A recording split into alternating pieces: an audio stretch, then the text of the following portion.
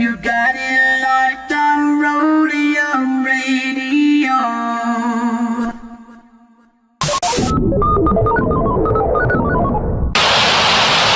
Hey Tony, drop that what bass? I bet. Dr. Dre in the place to be. Co-rockin' shit with my homeboy Steve.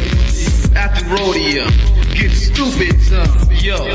Don't think that you can get none of Dre. The motherfucking doctor, the bitch hopper, the sucker motherfucking stopper. I'm fucked up, so don't mind what I'm saying. I'm just kicking it, but Steve, Tony, A.M., Susan, yo, we be choosing dope shit to put in a mix. Know what I'm saying? We kick shit like and that's a fact. And if your shit ain't in the mix, you know it's whack. And that ain't no bullshit. I'm kicking facts on a serious tip. Word up, Dr. Dre's in full effect doing serious damage, boy. Tony A! Tony A! When you're ready, go.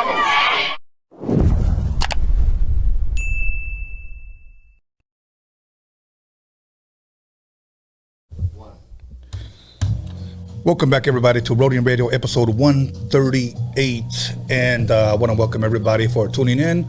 And once again, before I introduce my very special guest of the night, I want to thank everybody for tuning in. Everybody on the live chat, all the subscribers, everybody hitting the like and dislike, it doesn't matter. So thank you for tuning in. Other than that, we're going to be playing some music. Hopefully you guys hear it okay on your end. Other than that, let me cut that out for a second so that I can introduce my very special guest of the night. And hopefully you guys get a little bit educated on some old school heads, because we're a bunch of old fools from the old school. So once again, without further ado, please allow me to introduce once again Ralph M. the Mixican. That's right. What's up, Tony? How you doing, brother? Oh, loving life, man. I just turned 49 2 days ago. 49? So, oh, yeah. And I wanted to be here for that day. So that was last year, of course. It would have connected. It would have been on a Sunday. So we talked about that. So then Wednesday worked out even better. So it's a blessing to be here, man. Thank you for having me, man. That's awesome, bro. Yeah. That's awesome, man. That 49 years old. Now let me ask you, this is a dumb question, but how old do you feel physically and mentally? Whoa, bro. I'm telling you, I'm still in high school, man. I mean, as far as my physique, as far as what I can do, I can still break dance. I can do handstands. I still hit the monkey bars every other day, and bike ride 15 to 30 miles. Actually, I'm probably in the best shape of my life now than before, because when we were younger, we just, we ate whatever we want. I ate whatever I wanted, and still, I didn't have to work out. As I got older, I started to notice the difference. So I really do feel very youthful, at this present moment, man. Plus, I'm not married and I don't have children. So, ladies, you know what's up. Get at me. He's single and ready to mingle. Ready to mingle. Word no, that's up, dope, man. You know what? Yes, I'm glad you're here because I love vibing with people, not only that know music, that know vinyl, that know drum machines, that know, floppies, that pretty much know everything that I know. And the crazy thing is that we're from LA and we're still getting to know each other. Yes, sir.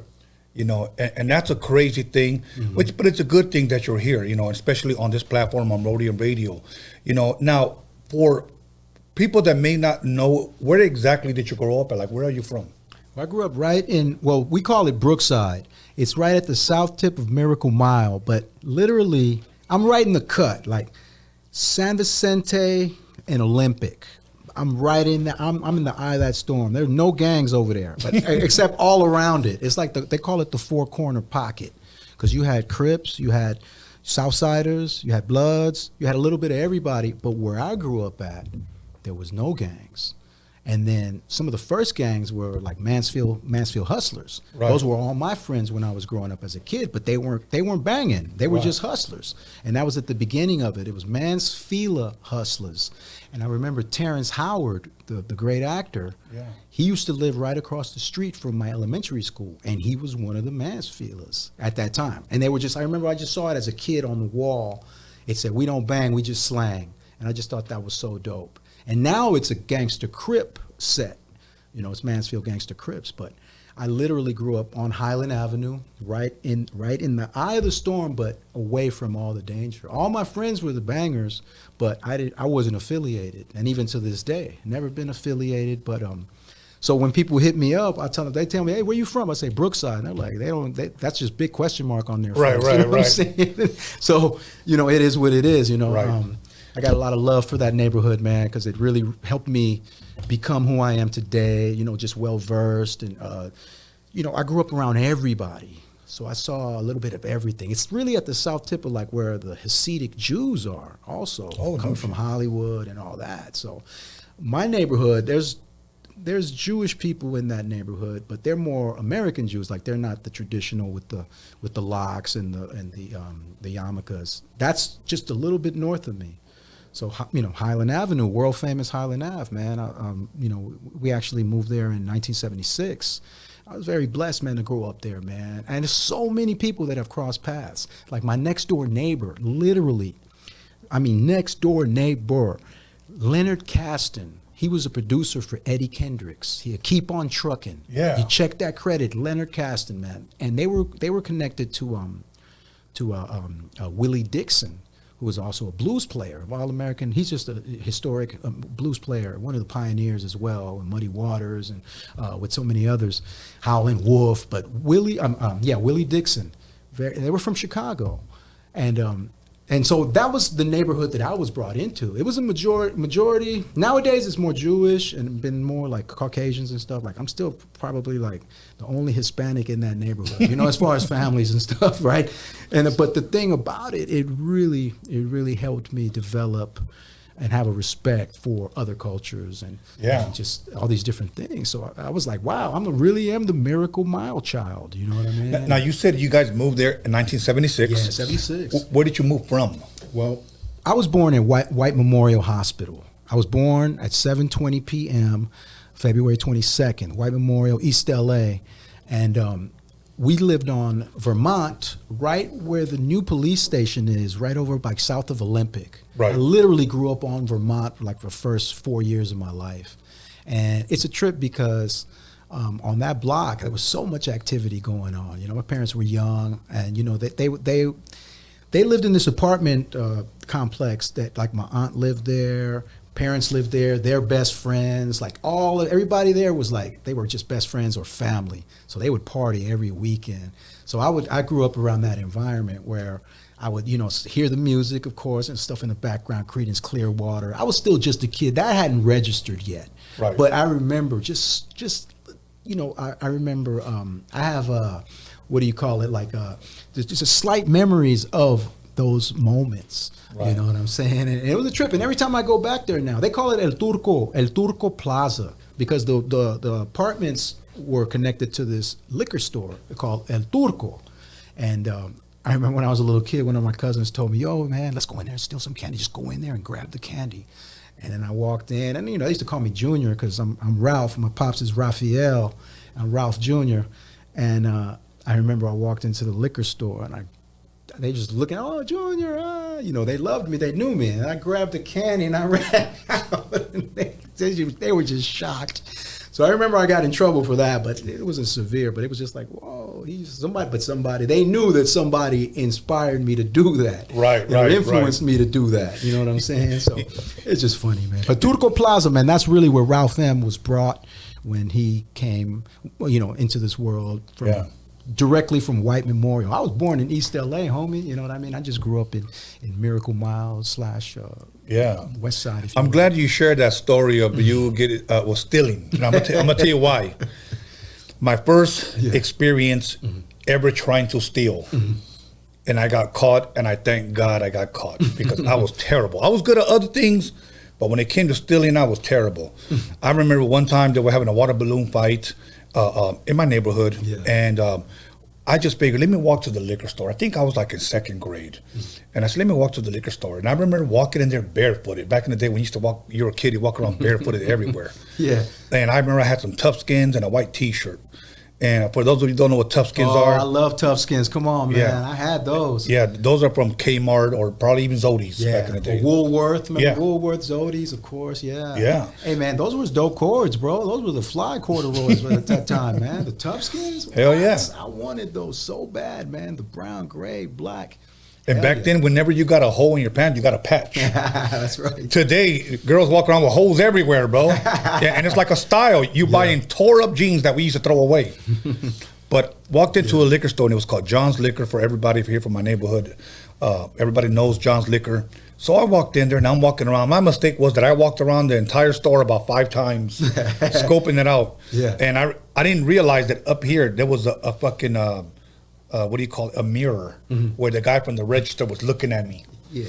And I remember I looked around and I grabbed a pack of water balloons and I stuck them in my underwear. And I walked out and I told the guy, I said, I'm not buying nothing today. That was stupid.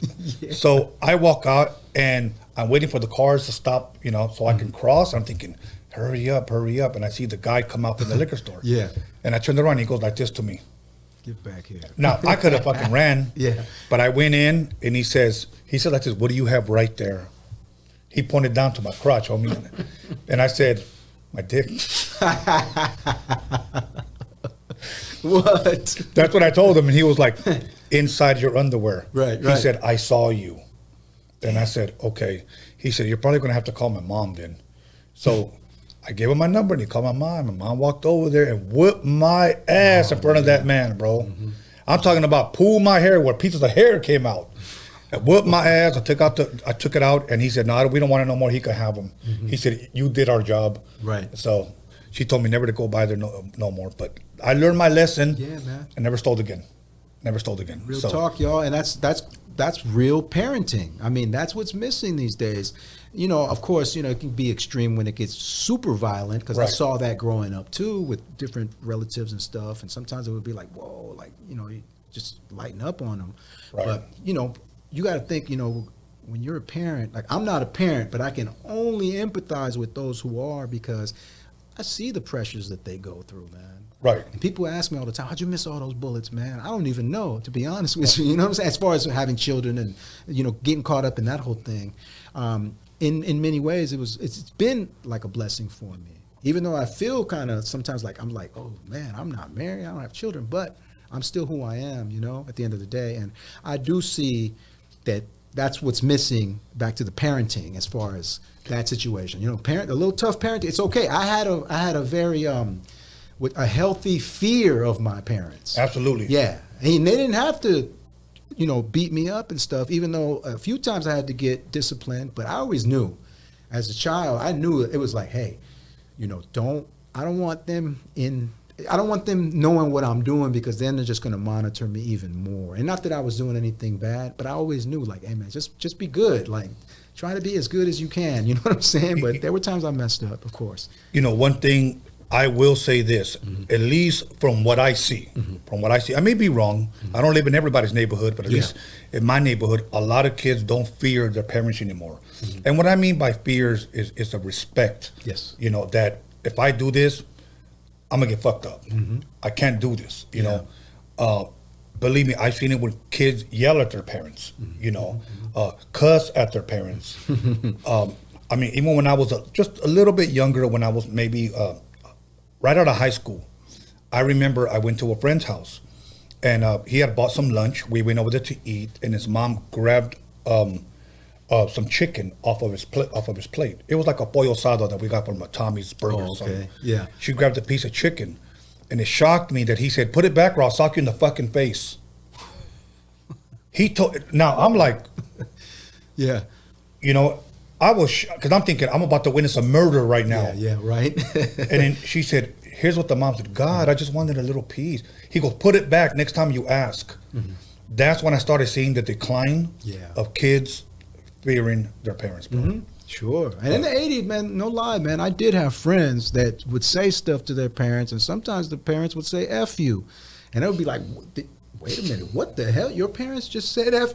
And then they would talk like that. Yes. And it was a trip. And then some of my friends, they would call their parents, like, I had different types of friends, right? So when I'd go and hang out with them, I would see what was going on in their households, and they would be like calling their parents by their first names, dude, and cursing at them and stuff. And I would be like, dude, I tried to get away with it. Hell no. The first time I even attempted to be rude, it was like, dude, you're getting that from somewhere else. You know I remember just cussing in front of my mother, and she went like that. I go, "No, mama, I was terrified, bro. Yeah. You know, I guess I would like to see a little bit more respect for kids having for their parents today. Sure, absolutely, and that's what's missing. And like I said, it's okay. It's just that what happens is, they try to get, what is it, the child, I'll call the police and all they that threaten bullshit. you with that stuff. But at the end of the day, discipline is okay. Yes, discipline is okay, parents. Yeah, man. Let me pick up my Absolutely. floppy real fast. Oh, floppies are in the house tonight. Yes, floppy man. disk. What? Now, Yeah. just to show you guys really quick, floppy disk, for those of you that may not know, are what we used to use for drum machines back in the days. And we'll get a little bit more into that as we get more into the interview. But let me ask you something, Ralph. Yes, sir. Because these are a lot of questions as a goofy DJ. I like to ask guys that I look up to, like, what inspired them, what motivated them, what made you become a DJ? What do you think it was? Well, I'll tell you like this, man. I was very blessed to have cousins that were DJs. I had my cousin Robert Vasquez.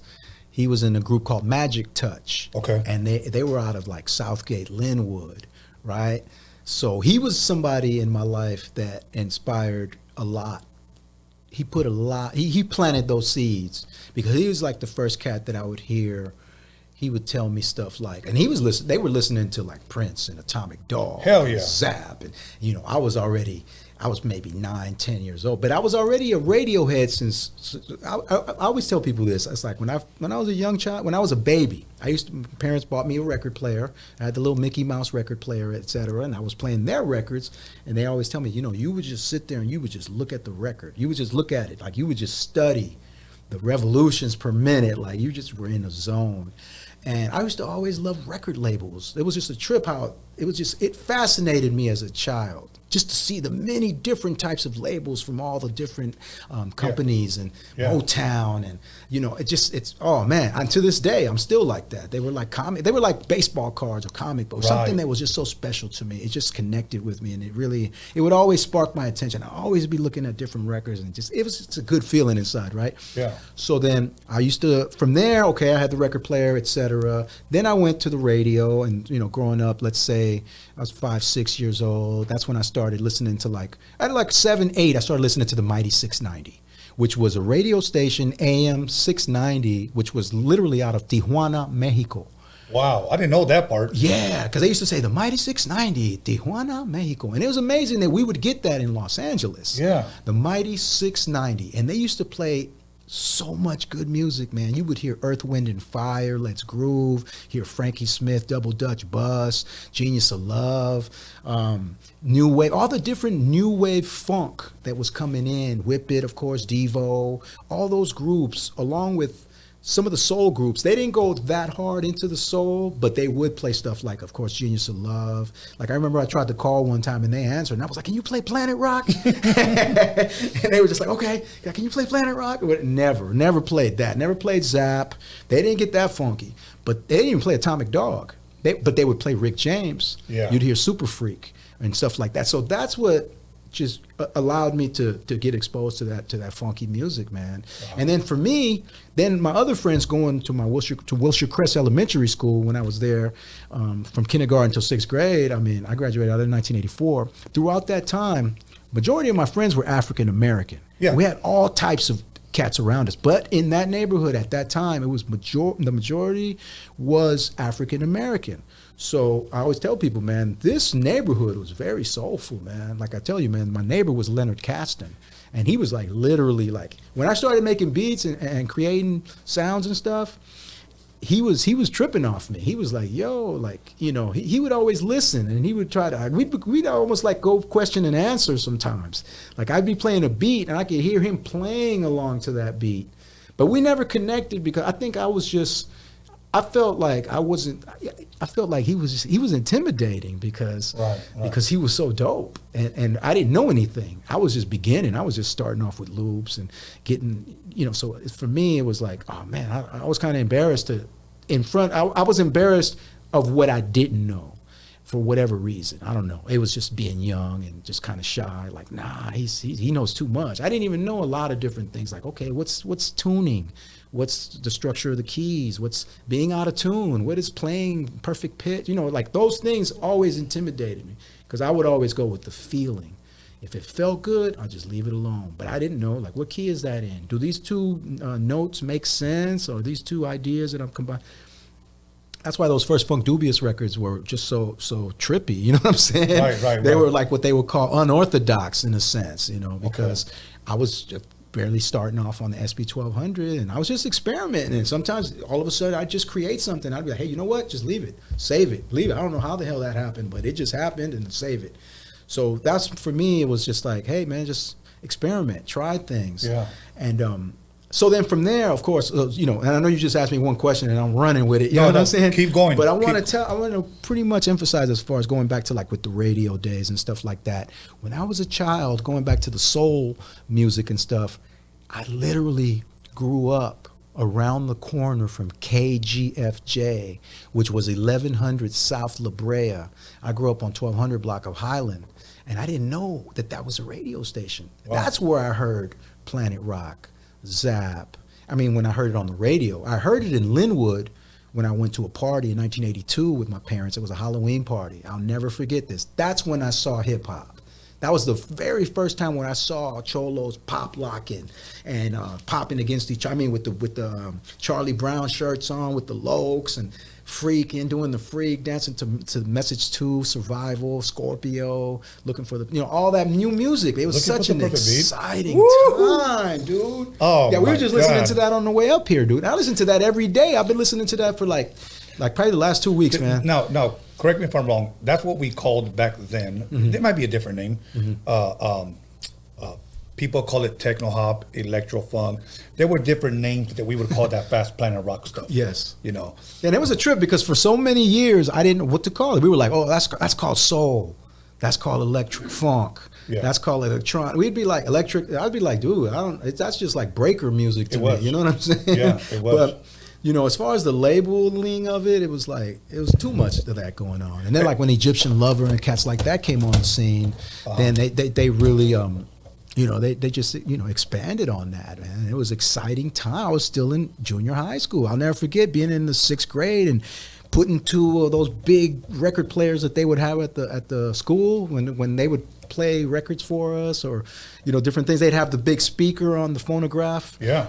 You know, the turntable. So I had two of those, and I'll never forget, I was playing like Dial a Freak and Egyptian Lover, Egypt at the graduation party in 1984, and I was using two turntables, just messing with the volumes, right? Like trying to, I didn't have a mixer. So that was your first time, if you will, experimenting DJing? Yeah, for the most part, because I dreamt about it so much, but I didn't know what I was doing. Like, I didn't know how to operate a mixer. Right. So yeah, you could say that, absolutely. After the pause mixing days, and then I wanted to do something for the graduation party. So I was like, I'm gonna bring the records, and we're gonna put the two of these school phonograph record players together, and then somehow it worked out. But I had a blast, man. I've been very blessed in my life, man. I must say, man. Yeah. I'm very thankful. No room to complain, brother. Oh, man. It's just with the music, bro. Like, that really saved my life, man. And you know what? I'm glad you brought up the popping and the breaking, because that saved a lot of people's lives, bro. Because back in the day, it wasn't about, you know, what hood are you from, what crew you from, and we would pop or break against each other, you know. But let me ask you an electro funk or techno hop question. Yeah. Out of like, maybe you can name some more. Out of Planet Rock, Cheap Thrills, Play at Your Own Risk, Looking for the Perfect Beat, Egypt, you know, that type of shit. Yeah. What would you say if you had to pick one was your favorite out of all of those? Even if did you say Electric Kingdom? Yeah, Electric Kingdom. There's Electric Kingdom.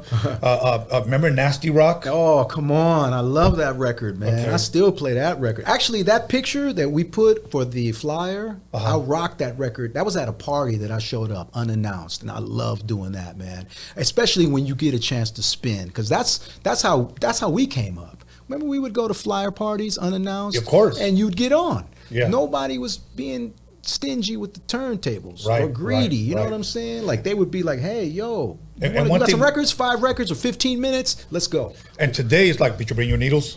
Back them up, they didn't give a shit. They didn't give a shit. They would leave the 500 Stanton ALs or the 680s, and then it was on and popping. Nobody, it was, you know, you'd run into some cats that maybe were a little bit kind of like, okay, he's a little extra about everything. You know, if you were offbeat just for one one beat off when you were matching the two records, blending. Right, blending. Oh, I remember I got yelled at one time, and I was like, what the? But I was still like 14, 15 at the Casa. I went to the Casa, but I was letting my nuts hang. You know what I'm saying? Right. You got to let your nuts hang. Yeah, and so now I tell people that as well. It's like, yo, see, when production, that was one thing. I was at that level still, like when I'm talking about the Leonard Caston story or dealing with big time producers. That's how I still felt. I had to grow in development, through that whole experience. I had to become more professional as far as what I was doing and the knowledge. So that for me, I was the same way with DJing. I was shy. I was like, I didn't go out until I felt that I was ready. When I started, man, we all sucked in the beginning. Of course. But see, we knew that we sucked, and we knew that you can't go out there and do that. I'm glad you're fucking saying that. And I'm gonna tell you why. Man. I was a teenager and I was practicing in my room. Got that right? Whatever you were practicing. And I remember all my homies, like I said earlier, I used to hang around 10 to 15 guys every fucking day. On the weekends, come on, we're gonna go over to this girl's pad. She's gonna have 15 high notes, blah blah blah. Nope. To me, believe it or not, I chose vinyl turntables over ass. Yeah. And that's the God's honest truth. I had to get the boom, boom, boom, boom, boom, boom, boom, boom, boom, boom, boom. Donkey Kong. Yeah, I had to get that right. And that's the you're talking Electric Kingdom. Yeah, Electric Kingdom, bro. Dude, I had to get that right before I can go out there and the DJ. I wasn't worried about nalgas, bro. That shit is always be there. That's right. I wanted to make sure that my shit was crispy clean because if my mixes, my blending sounded like a pair of shoes in a dryer. Yeah. Nah, bro. You know that? That's right. Yeah, that noise. Boom, boom, boom. Shoes in the dryer rolling. Yeah, bro. Or like the fucking racetrack. Yeah, you can't keep up with that beat. No, you can't do that, bro. And then the cool thing, go ahead. No, I got so good, bro, at one point. And I don't mean to toot my own horn, but I'm just being honest. Yeah. And I know you're there, Tony's there, Joe was there. It got to the point where, fuck the headphones, put the needle. We could feel the groove of the record. That's okay? Hard. Yeah, and we always knew pretty much around the pitch where that mix, if it's 125 beats per minute, we know it's pretty much up there. Yeah. Right. And roll that motherfucker. Hell yeah. Oh, that's right. When you do the little on the top of the vinyl to catch up, No, dude, come on, man. We really went through the what you call, now they teach it, but nah, we didn't have, we had to go out, we had to teach ourselves whatever we could pick up from others. Then we applied it, right? But it was never a thing where somebody was teaching the class. You know what I'm saying? No, that's amazing nowadays. But I tell a lot of DJs too. I'm like, that's cool. Do that, and then also go out and talk to others and experience. Do your own thing. Make your own mistakes too. Right. So that way you're not just one of these. Let's say Musicians Institute, for example. Every time I see cats, I'll be like, hey man, don't let them turn you into one of these cookie cutter musicians or cookie cutter DJ or any of that. You know what I'm saying? Always try to find a way to think outside the box and bring something different, originality, etc. Even if it's just one subtle thing that you do that becomes your thing, it's people know you for that. So you said something that's key, and I like that you're bringing these things up because I'm picking little things that you're saying. You said, originality is key. You're doing something that's going to set you apart. For an example, Ralph M has his style, Joe Cooley has his style, Julio G has a style, Tony G has a style, Tony A has his style. Word. Okay? Yeah. Everybody knew us by something. He does this scratch. Tony G bends the fucking record. Yeah, man. Joe's left-handed. He plays this shit everybody had their style. Yeah. Here's what I have the problem with today. That we went from to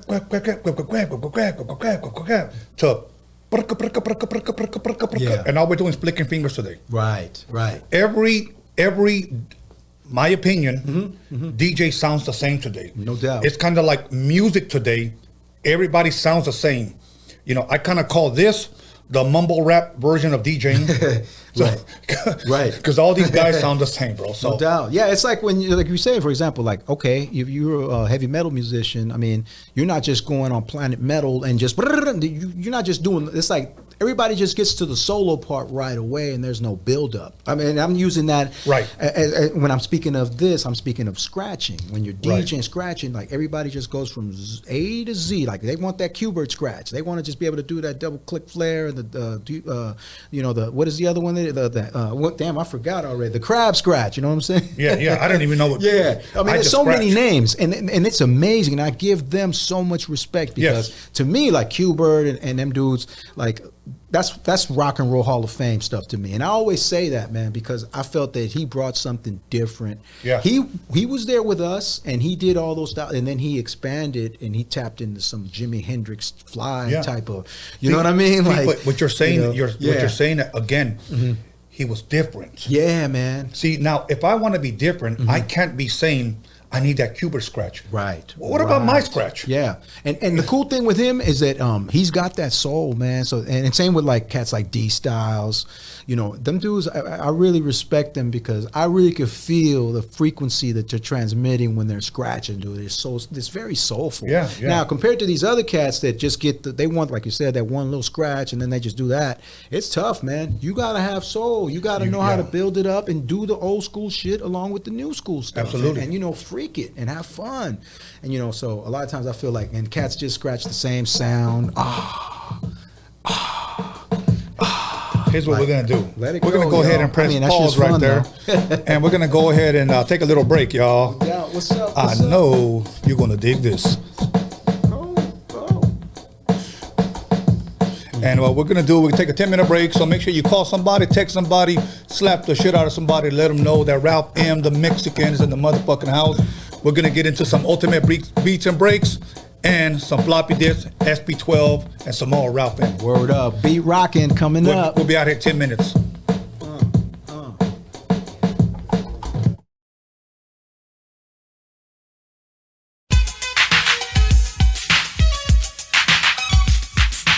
You'll call somebody, text somebody, slap the shit out of somebody.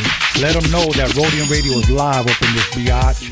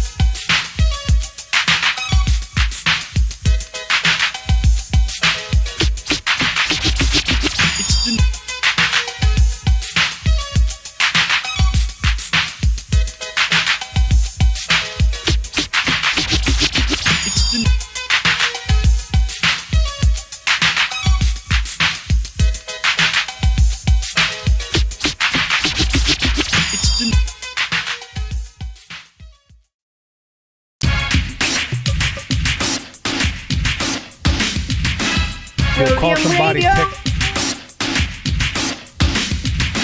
you'll call somebody, text somebody, slap the shit out of somebody. Let them know that Roadium Radio is live up in this biatch.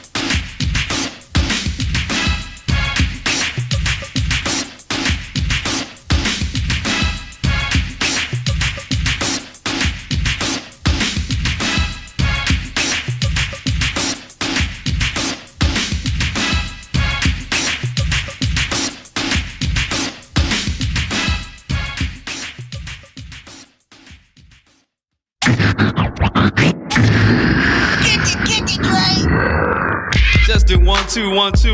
Right about now, Easy E and Dr. Dre's in the motherfucking house. house. Times are getting crazy, it's really hard to choose it. The Roadium's a spot to get funky, fresh music. Easy motherfucking E and my homeboy Dr. Dre. MC Ren is in effect, and you know we don't play. The Roadium is hitting, but you know you can't leave until you get a deaf ass tape from Steve. Oh Steve, oh Steve, oh Steve, just give me just one more tape. Oh Steve, oh Steve, oh Steve, just give me just one more tape. Oh Steve, oh Steve, oh Steve, just give me just one more tape. Oh Steve, oh Steve, oh Steve, just give me just one more tape. Yeah, man, I came all the way down to the Roadium spot meet, man, to pick up one of them NWA tapes, man.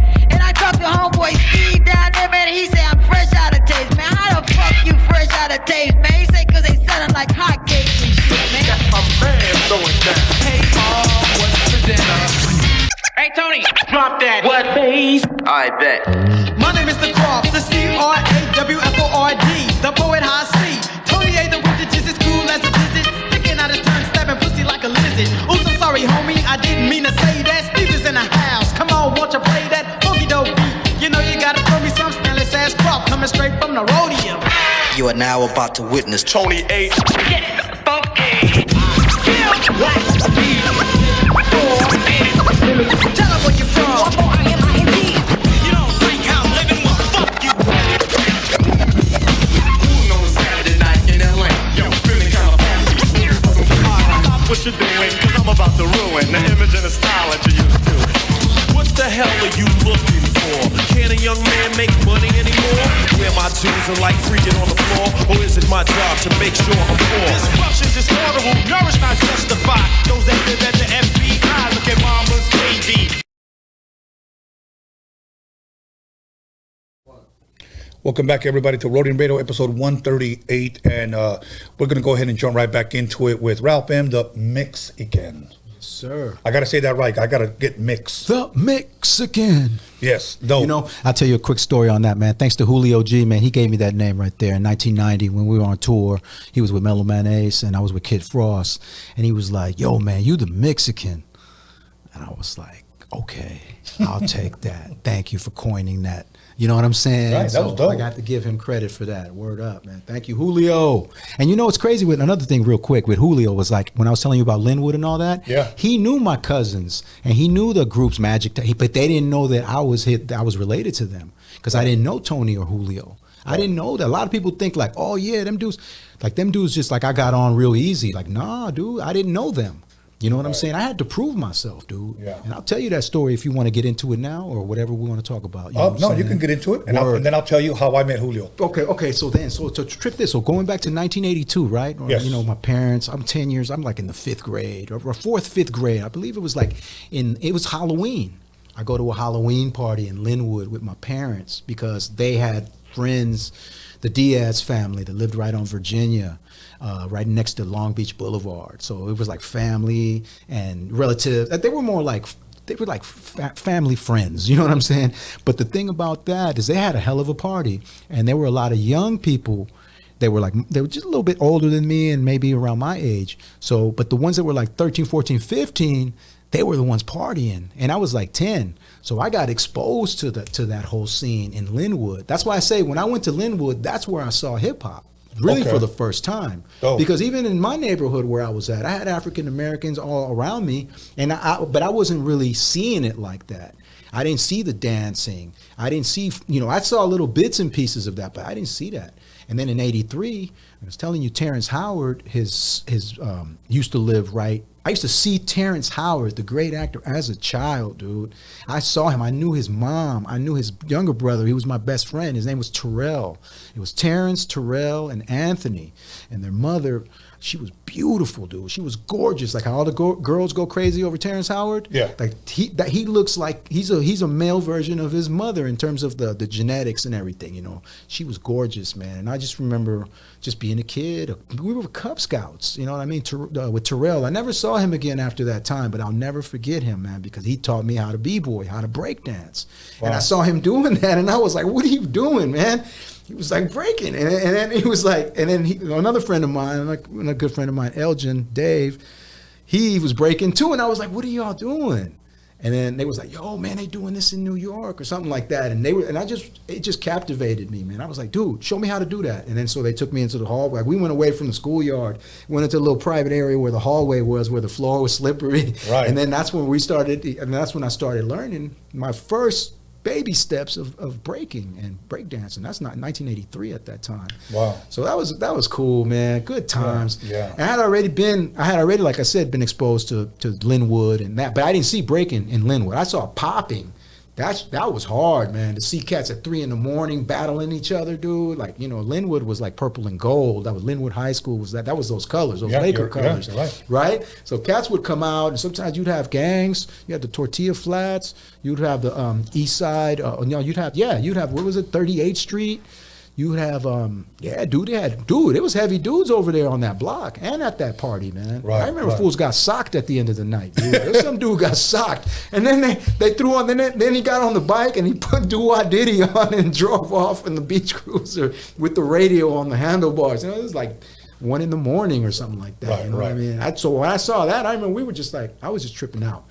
I saw a little bit of everything that night. Right, you know what I mean? And so then we went back, and then as I started going back into Linwood and stuff, I remember telling my parents, like, yo, we need to move to Linwood. That's dope, man. And it was just a trip, man, for that connection. But so then Julio G, of course, he knew my cousins, which I also had another cousin, Peter Mendez, who was on my mother's side. Robert was on my dad's side, as far as, you know, family.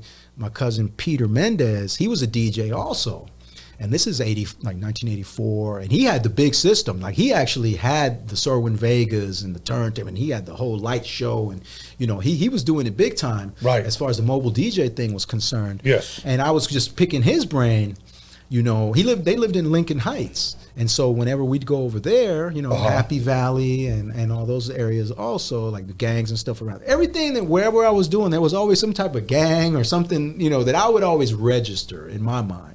I would just be paying attention to what was going on and where I was or where we were, what areas we were entering in. Because I grew up, like I said, in a pretty mellow neighborhood, man. Like, there ain't no gangbangers on my block. Right. You know what I'm saying? People probably look at me that way, you know, as opposed to like, ooh, they feel like a threat. I'm probably the most threatening person on the block because I'm hip hop. You know what I'm saying? Right. You know, and they get it. You know, I'm polite. I'm cordial. You know what I mean? Right. But I think once, you know, they see that and they're like, okay, this guy's cool, man. He said the right words. You know, he didn't. Right. He's not talking crazy to us. He's being polite. And so that's how I was raised also, man. But I also was, see, one thing a guy told me, he said, hey, man, you didn't grow up in the ghetto, but you used to go party in the ghetto. Right. And that's what made you, that's the difference. Yeah. You would go DJ in the ghetto.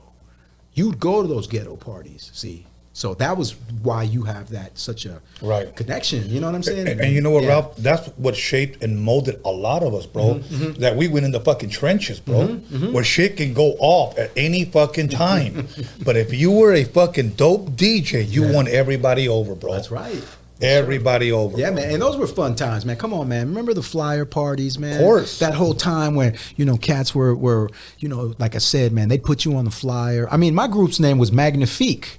We was like one of my good friends, L.A.J., a good friend of mine, Harold Thomas, man. He was like, we were a crew. We were called the Magnifique Gents. And it was just two of us, you know what I'm saying? Right. But that was because, and he was African American, but he could connect with that because he knew what was up, you know what I'm saying? He understood Hispanics and he wasn't. I had good friends around me all the time, you know what I'm saying? So we became DJs and we started a crew, and we did all kind of stuff, man. I was always the businessman.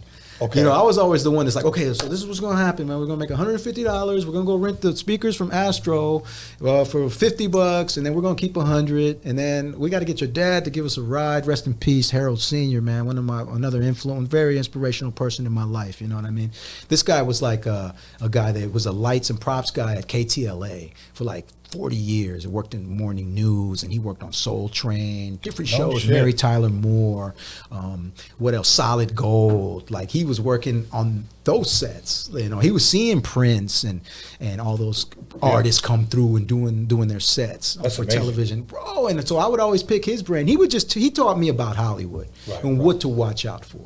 to be like, hey man, you don't got to bring everybody home with you, man. You might work with them and do things business, but that doesn't mean that you got to get all caught up in that world, because that world will take you under, man. Yeah. You know, somebody will slip something in your drink, uppity stuff going on in Yeah. Hollywood. You know what I'm Hollywood, saying? yeah. You know, and so he really inspired me a lot. And I'm just so happy that I got to see him one last time before he passed, like right a month to the day.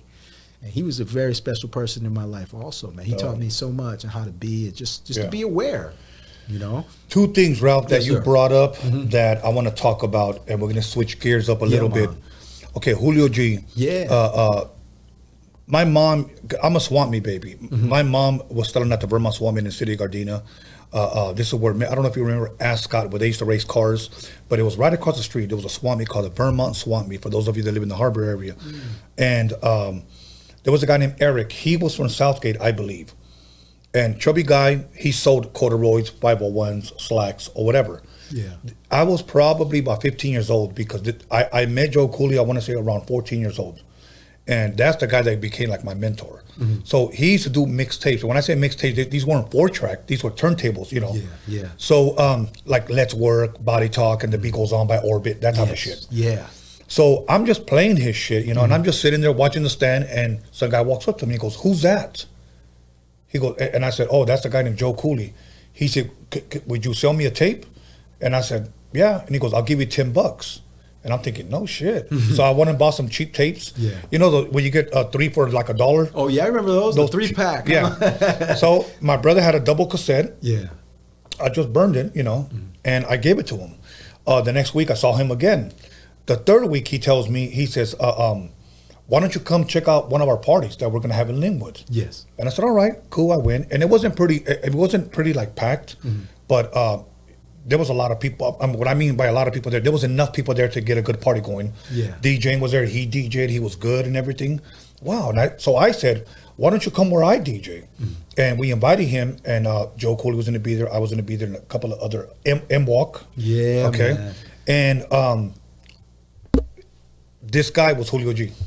Oh wow. That's how we met. We were teenagers, man. Wow. Yeah, we were teenagers. And then Yeah. after a while, of course, a couple of years later, I saw my Casa Camino Real, where he was DJing. I was like, holy shit, that's the guy. That's like, that dude. Yeah. Yeah, That's man. funny too, because remember on Monday nights they would do the high energy recordings, right? So for those out there, they used to K-Day, going back to the K-Day days, AM 1580 K-Day, of course, they used to have this, you know, it was a community station, dude. Like they would go out into the hoods, the performing arts. That's where cats like Ice Cube and, you know, MC Big Boy, who is now a legendary radio DJ, 92.3 Big Boy. He was MC Big Boy. Yeah. A lot of them dudes started at K-Day Performing Arts with Rory Kaufman.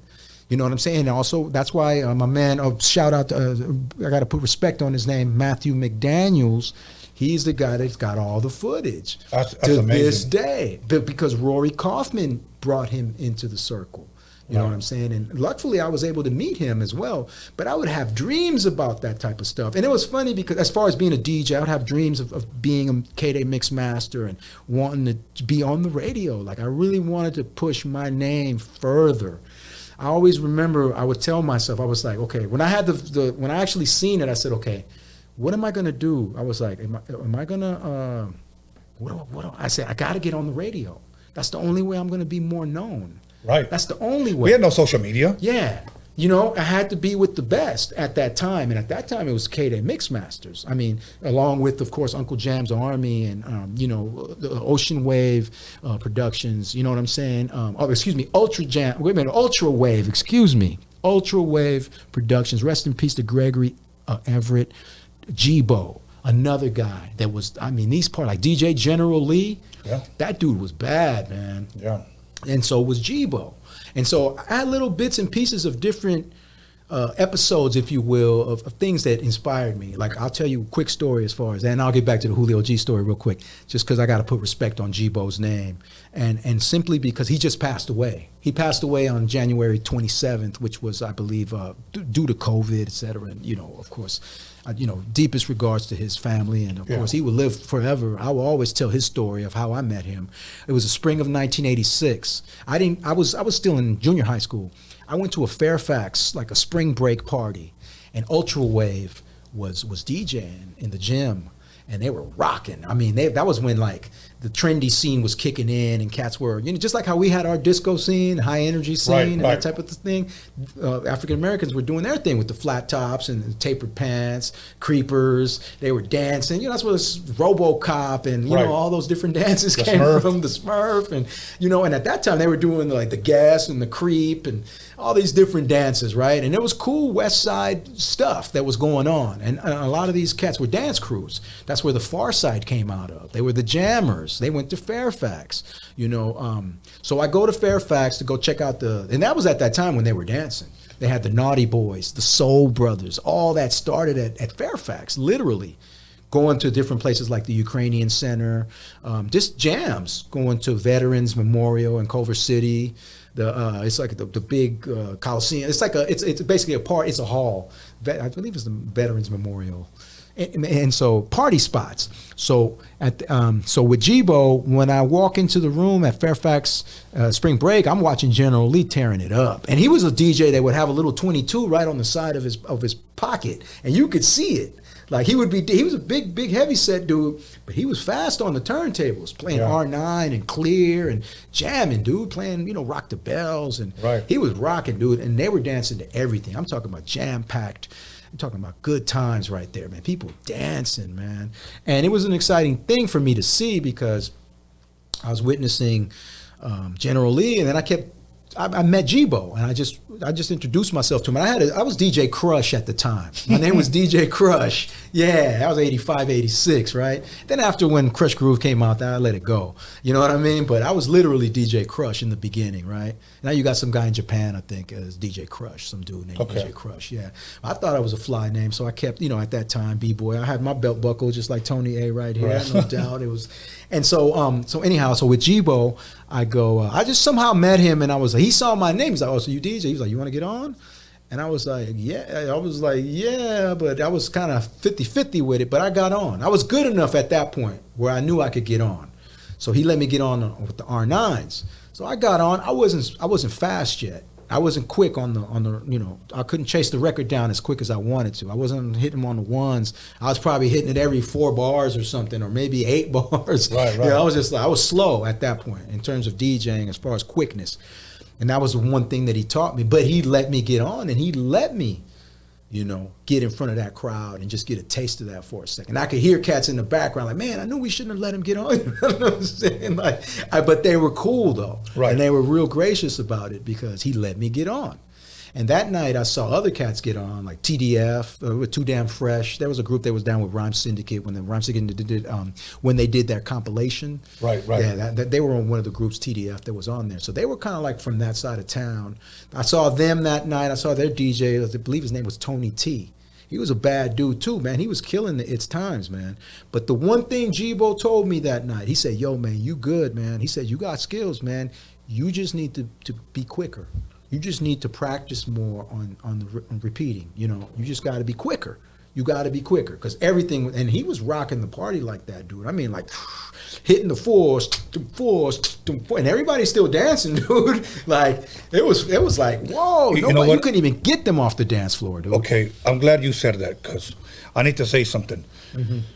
There's very few DJs that can still cut it up like that and still keep the people dancing. Honestly, because today everybody wants to be a battle DJ and just flick their fingers. Yeah, I get it. Cool. I mean, you want to make UFO noises. I get it. But DJs rock the fucking club. They rock the party. I get it. Yeah. Like you said, people were still dancing, cutting it up, bro. Now, really quick, because I want to get into the drum. I want to get into this. Oh, please, yes. One thing that Breakbeat Lou, when he was here, he told me this, that Kool Herc shared with him this story, and then he implemented this story as well. So I'm trying to get Breakbeat Lou for him to confirm what he told me. He was telling me that when he talked to Kool Herc, which was the guy pretty much people credit him for founding, I don't want to say the word hip hop, a hip hop party. Yeah. Okay. Oh, right. The term, right? Hip hop party, or just gotcha. In the Bronx. Okay. And I had the pleasure of going over there and seeing where this party took place.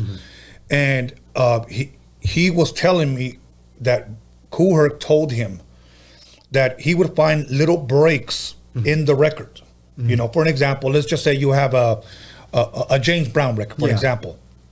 James Brown singing, the guitar's playing, and all of a sudden, take me to the bridge. Boom, cap, boom, cap, boom, boom, cap, boom, cap. He said when he would play that part, the Puerto Rican kids would come out dancing. So he had two of those, so he could boom, cap, boom, cap, boom, boom, cap, boom, boom, cap, boom, boom, cap, boom, and he just kept that part going. Then he started noticing that these kids started break dancing to the break. And that's where they coined the phrase breaker or break dancing for dancing to the breaks. Gotcha. So that's what he was telling me here. And to me, you know, I somewhat knew about that, but he kind of gave me more of the story. And then he said that in the 80s, actually a little bit before that, him and his friend Lenny, rest in peace, Breakbeat Lou came out with these records called The Ultimate Breaks and Beats. Okay, and there was 25 of them. I think I only have like 22 here. Somebody else has my 3 records. What do you say as far as when would the first breakbeat, Ultimate Breakbeat record come out? Like, I'm curious what the date is on that. Well, I mean, as far as, was it 1980 something? It was definitely in the 80s because when Steve Yano brought these to me, it was 1988. And here's what he told me, that he was in direct contact with that guy Lenny. And you know what?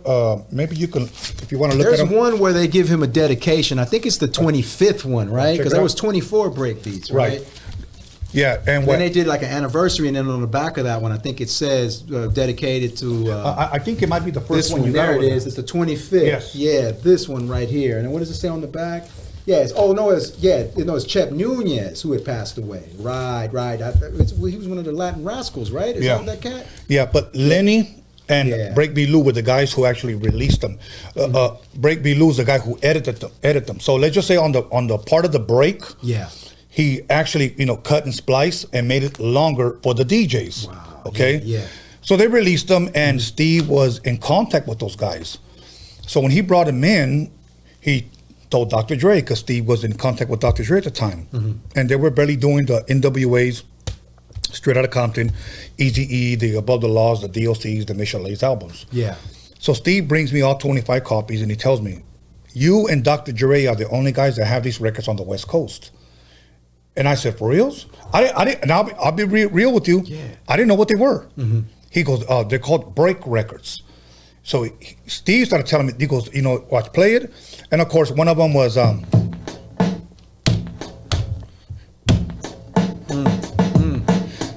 okay. So, and I kind of flipped that one, but it was, something like that. Sure. No. But, I mean, it's infinite what you can do for the most part creatively. Yes. So what happened was, he told me, you and Dre, and this was one of Dre's favorite, Impeach the President by the Honey Drippers. That's right. And then he used a lot, Funky Drummer by James Brown. So 90% of the first NWA album was Ultimate Breaks and Beats. Crazy. So one of the questions was that I asked Breakbeat Lou when I had him here was, if you would have never released these, West Coast rap, hip hop would have probably sounded totally different. Because the NWA album was 90% breakbeats. Dope. Okay. And so I had doubles of everything. I shared the story before when Ice Cube left NWA, came to my house because he knew I had them. He borrowed a copy of all 25, told me I was going to be his DJ, went to New York, recorded America's Most Wanted, never saw the guy again. He kept my copies, bro. I saw one of those posts where I think dude, like, Jackie for that's Beats. a trip, huh? Yeah, dude. And I won't say what song, but I remember one time I played him something, and he took it out and he goes, are you going to use this? And I go like, so I'm thinking, I'm going to be spinning for this guy. Yeah. And I go, no, you could take it. And that beat that I sampled off of here ended up on his record.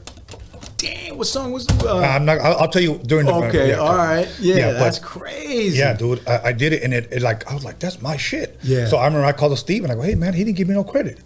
And he goes, well, I'm going to call him to see if you're still going to be his DJ.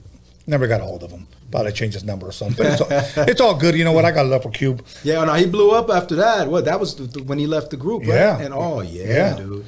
Yeah, because I remember when he went up to K-Day to do the interview, and he brought Yo-Yo up there. I was at home. I was listening to it in the morning, but I just remember when he left, and he was talking about that, and he was talking about how he was working with Pooh, DJ Yeah. Pooh and all that, and he was like, yo, he's one of the best on the West Coast, next to Dr. Dre, etc. So that's just a trip, though. But ain't that something, though, man? Yeah, It's interesting that, I mean, you're right there. You know, it's the different degrees of separation that literally Yes. you had something to do with that. Yeah. You know what I'm saying? Yeah. Salute to that. You got to put respect on Tony A's name. You know Thank what you, I'm brother. saying? Thank you. Yeah. I want to Hell share a little bit to the public about this drum machine because Yes. when Steve Yano had bought me a SB12 back then in the 80s, it was about $2,000, you know, and he told me this. He brought it to me. The manual was like this thick. And I said, I don't know how to use that. I'm not going to read that shit. I told him. Yeah. So he told me, let's go to Dre's house. And keep in mind, for me, Dr. Dre was still the wrecking crew Dr. Dre. Yeah. NWA hadn't blown up yet. So we went to his apartment in Paramount, and that's where I met Michele. He had no furniture in his house, and we laid down on the floor. And what I mean by lay down on the floor, I asked him, "What do you want me to put this?" Because we had a mixer, the drum, and a turntable. There was no table. Yeah, It was like literally you guys were just like, hey, we gotta So he goes, "Put it on the floor." Yeah. All right, cool. So I remember I asked him. I said, "Did you just move in?" And he said, "No, I've been here 6 months." And he had nothing. Right. Nothing. So. Yeah. I was like, okay. So and then he showed me how to sample. I told him what I wanted to sample. So we had these, of course, told me how to loop. And what I didn't know was, and I think this is important for people to know today, is that this machine only had 10 seconds worth of sampling time. Yes. And he said each pad, if you sample a bar, each pad is 2.5 seconds. That's when I started learning that music is math. Okay? 2.5 seconds. He said, but if you want to cut the 2.5 seconds, cut the sample in half. Like for an example, that's half a sample. He said, so if you want to do this, I'm sorry. Cut it into pieces. Yes. A hat. Yeah. Cut it, then piece it together. And then I just changed it up a little bit. Yeah. Where it doesn't sound exactly like the breakbeat. Correct. Yeah. And he would always say, don't just loop it, but flip it. Even though everybody may recognize the sample, but it's your touch on it. Yeah. So you had, just like the turntables, we had to get creative inventing our scratches. We had to get creative on coming up with how do I flip shit, And that's where I learned that we didn't have that much. For an example, Dre, from this drum machine, he produced the first NWA album, the Eazy-E album, the Michele album, the DOC album, the Above the Law album. All of these albums came, and platinum records that changed music came out of a drum machine that only had 10 seconds. Okay? I was able to produce a gold record for High C with 10 seconds of sampling time. My question today is just in general for everybody. Today we have drum machines that infinity time. Okay. Right. Yeah. Infinity time. You're not hold back by seconds. Yes. Why is music so much better when we had less than today when we have more?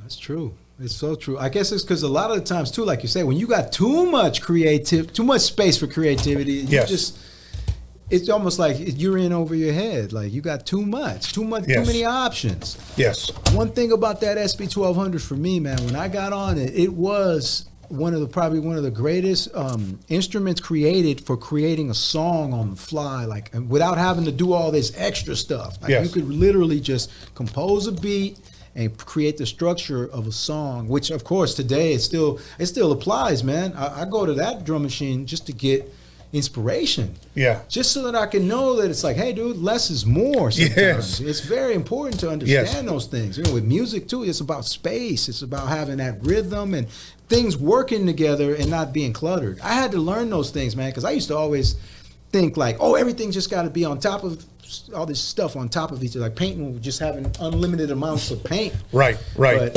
hey, after a while, it's like with the SP taught me how to be simple although complex. Right. Funky shit, man. I'm telling you, man, that SP1200, I still to this day, man. And you know what's so dope about this too? The sound that comes with it. People are like, why does it sound that way? Ooh, that grit, man. That's Yes. fly shit, man. Yes. Metal parts in that thing, man. There's real like, analog. You know, the way this machine was created with Dave Rossum, that guy's amazing too, Right, man. Because right. originally he didn't make that for hip hop dudes. He made it like for rock guys, Right, and right. stuff like that, right? Sampling percussion, you know. Watch, I'm gonna play someone. Watch, hold on. Because, okay, I'm producing this song for High C, right? I lock myself in a room, and I just barely learned how to sample. Yeah. So I'm taking little bits and pieces of songs. For an example, this one right here. Okay, let me speed it up because it went down. That was funky though, the way it was feeling though. That's one thing about the SP when certain stuff when it's slow, Yes. it's still got a feel that I don't know. It just puts me in a state of mind where it's like I can get away with that, dude. Yes. Yeah, So- man. Tempo is everything, man. So then I took this. Damn. So together I just, okay, I know how to loop it.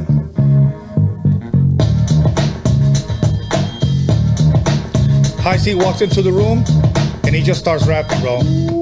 And that was it, bro. And oh wow, that's crazy. That's all she wrote, huh? After that, That was it. So I started adding a kick, Yeah. a hi-hat, Yeah. you know, all of this shit. And I was like, okay, we're good. Funky shit. We too, filmed this man. video at Venice Beach, bro. Yeah. Directed by the Hughes brothers who did Menace to Society, Dead Presidents, The Book of Eli. Where them dudes at these days, man? Oh, so the Book of Eli, they did Yeah, that. Huh? and they did the Defiant Ones. You know they did that movie From Hell. You ever seen Yeah, that? that's right, one? with Johnny That's Depp. A hell of a movie. Yeah, dude. with Johnny Depp. From Hell. A Yeah, hell of you're a right. movie. Oh, go watch that. That movie right there has got some knowledge, bro. So here's what I'm gonna do. I'm Yes. gonna play one more little beat, and then when we come back from break, I'm gonna flip it over to you. Word. You play some beats. We Yes. talk whatever you want. Funk, dubious, break beats, No doubt. samples. Yeah. we're gonna have fun with it. Let's man. go, man. Okay. Hey, it's time to party rock up in here, man. Yeah, I got my boy right here, DJ the Gab, Yeah. DJ C, Salute. the Boom Bap meets the G shit. But here's what I'm gonna do. No doubt. No, of course, man. I know the Gaff from back. He was the DJ that came after me with Frost. No That's shit. Yeah, he started rocking with Frost That's right. in '91 when Funk Dubious was created in '91. That's when D Gaff came into the mix and started working with Kid Frost because I had to go and tend to Funk Dubious needs and what we needed to do as a group. You know, See, what I mean? there's so much body of work that you're a Yeah. part of that we definitely can't get into. I mean, we definitely can't talk all of it, but we're gonna try to. Yes, okay? I know it, man. So instead of the Boom Bap meets the G shit, this is the Boom Bap meets Clint Eastwood. So.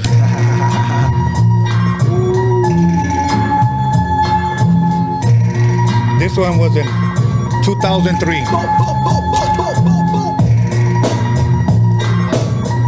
Hell yeah. Okay, so we're gonna go ahead and go to a commercial. So we'll be back in about 10 minutes.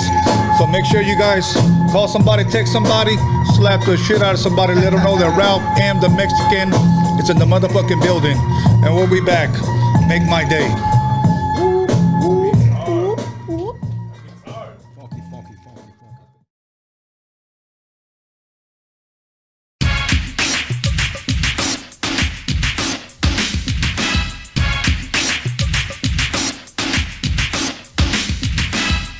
You'll call somebody, text somebody, slap the shit out of somebody.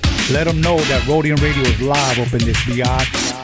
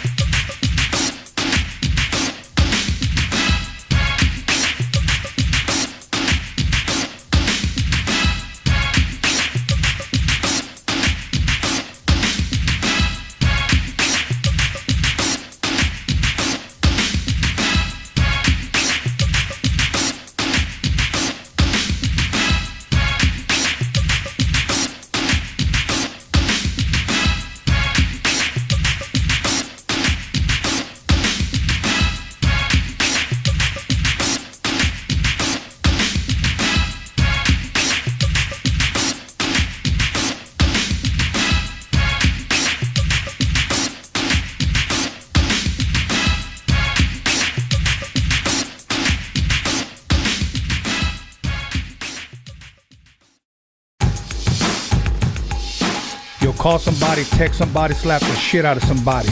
Let them know that Roadium Radio is live up in this biatch.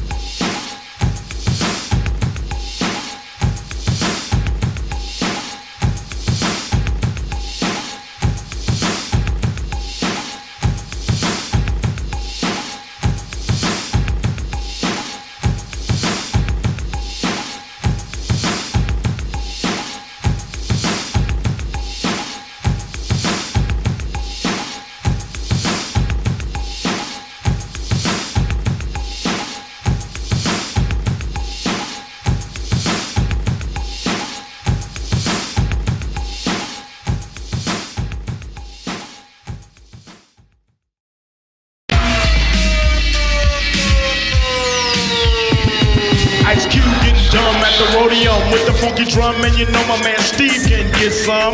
With a fool like Tony A when he plays stupid dope shit by WA. You wanna spray? Dumb motherfuckers, no doubt. And sucker DJ, get the fuck out. Tony A. What did you say your name was? What did you say your name? Tony A. I have won 1 million battles. Lights, cameras, action, sound. Give me that mic, I'm about to go down. Thinking of a master plan.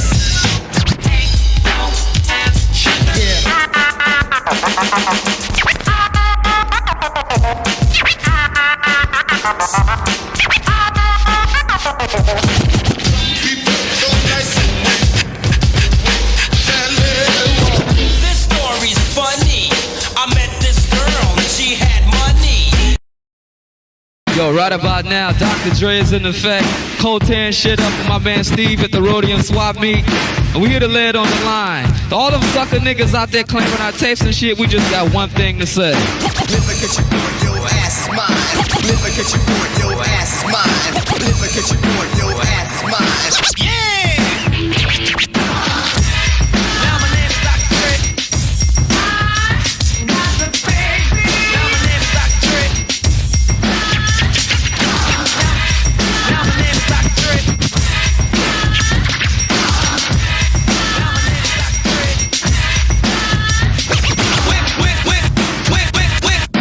Went to a party in West LA. Wanna learn a new dance, that's what you say. Well, here's a new dance that can't be matched. So just step to the floor and do the cabin. Here it come, here it come, here it kitty come, come. Here it come, here it come, here it kitty come, come. Y'all heard, take it from the top. Get that shit, new chump. Power move on. If you mess with me,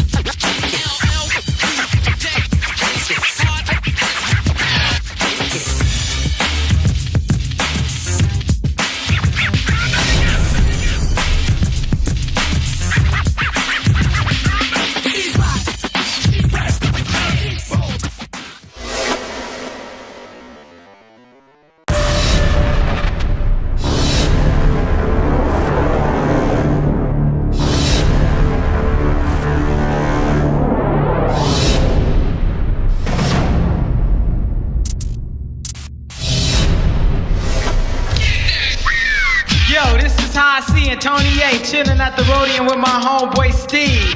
Be on the lookout for our new 12-inch. The shit is dope. Yo, I like to say what's up to my homeboy Dre, my homeboy Prince of Jazz, and the girls with the big ol' ass. So Trip, I'm about to bust one more time to let y'all niggas know just what's on my mind. In the morning, police at my door. Fresh to be this week across my bathroom floor. Out my back window, I make my escape. Didn't even get a chance to grab my old school tape. Mad with no music, but happy cause free. And the street to a player is the place to be. Got a knot in my pocket weighing at least a grand. A Roadium mixtape to me was something that was made just for the Roadium. You wouldn't hear it anywhere else. And they would do raps on those tapes that were nowhere else. You know what I'm saying? And they were truly the first mixtapes that we ever heard, you know? And they would shout the Roadium out, and you could kind of tell it was like someone's garage maybe. The little echo, you know what I mean? It wasn't completely perfect and polished yet. But that was the beauty of it, that it was so raw that we could feel that shit. And I would just play them shits and draw. That was my inspiration, my motivation to draw.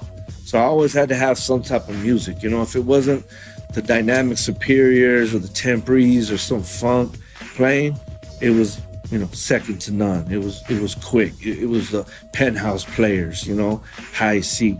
And Tony G was at that time was like a god too. You know what I'm saying?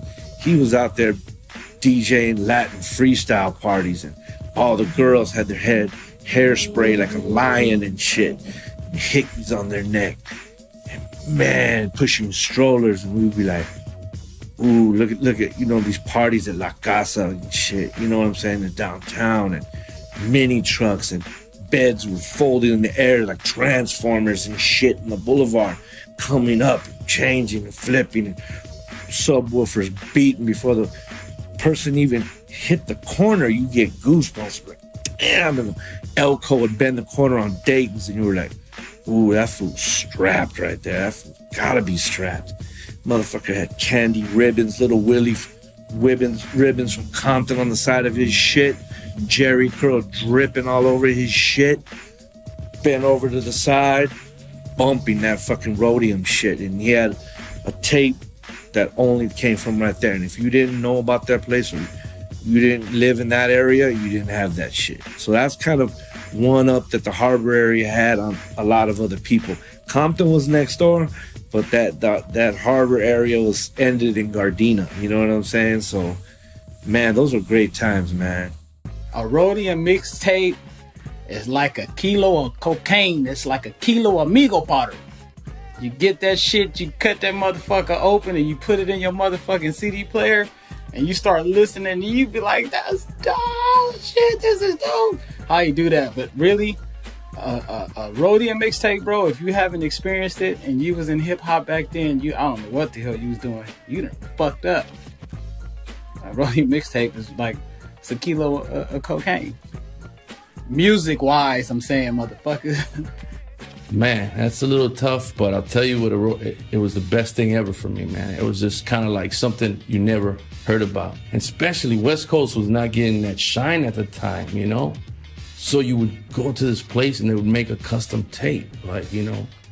And not knowing what it was just the sound that came out of those tapes that, if I'm correct, you'd have to, like, I would be feeling for those things if it was monthly, if not sometimes bi-monthly, but a tape, it was just a mixture of the latest songs all mixed together. But the intro had like this crazy mix that I at the time I believe that it was like 4 turntables at the same time, but I was like, how the hell are they doing this? Like, was it Superman behind the turntables or something like that? But a mixtape was a real mixtape. It was actually a cassette too, you know, just for the record.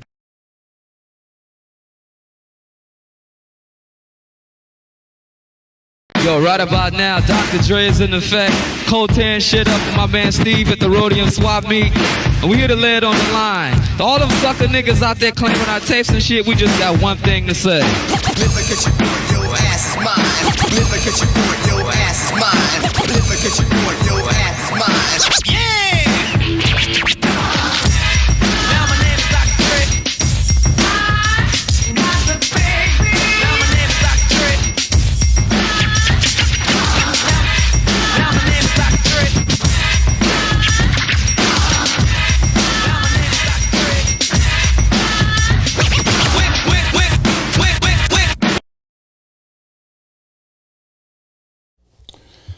Welcome back, everybody, to Roadium Radio episode 138.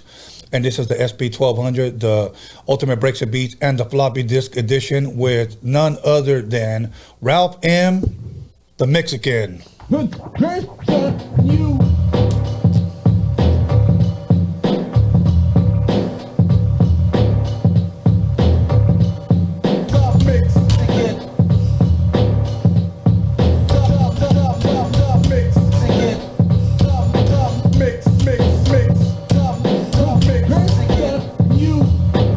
Hell yeah. Effing up the program.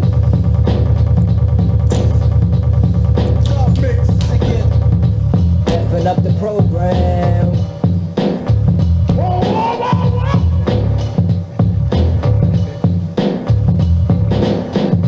Effing up the program.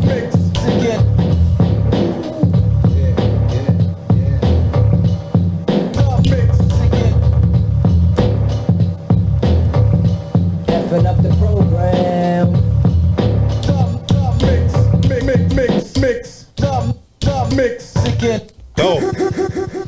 Dope. Just some fun freestyle stuff right there. I mean, come on, man, Tony. Hey, this SP is dope, man. Thank you, bro.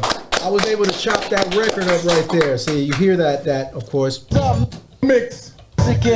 had visualized that a while back when I was doing a 4-track mix. So I was like, you know what? I'm gonna have to sample that and put that in there once and for all.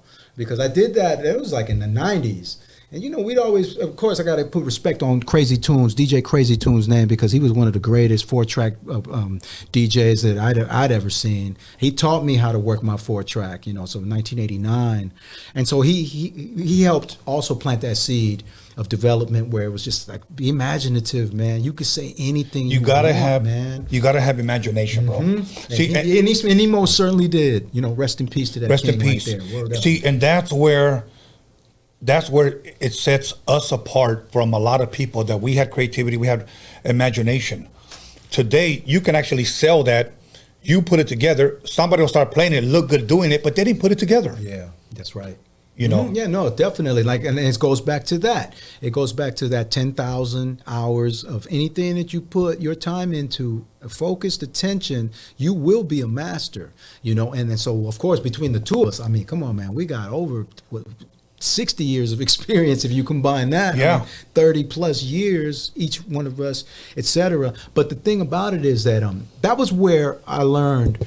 I just went raw. I was like, hey, I never took music lessons. I never, you know, even with DJing, it was more, like I said, it was a feeling. It was like understanding how beats, how they match up, and how, you know, how to get in and out of that mix. And I mean, it's really beautiful, man. It's magic, man. Yeah. And your mind, depending on where you are, as far as your imagination and your creativity, and of course with what you have to work with, and you know, limitations are good too. It's like we were saying, limitations are healthy, man. That's important, man. Yeah. And I think SP1200 brought the best out in all of us, you know, producers from the you know, late 80s into the 90s, you know, comes Hank Shockley and Bomb Squad, and, you know, all that whole Public Enemy, with all that stuff. I mean, going back to the Dr. Dre story, like when he was on, you know, having the drum machines on the floor because there was no furniture at the time, and you know, he was just doing it OG style, right? It was like, hey, we got an empty room, but this is our furniture right here. You know what I'm saying? That's it. And so what I wanted to say with that was that when I went to go see DJ Muggs, when I met Muggs in 1988. The GOAT. Yeah, the GOAT. I just know him as DJ Muggs. I'm like, wait a minute, who came up with that one right there?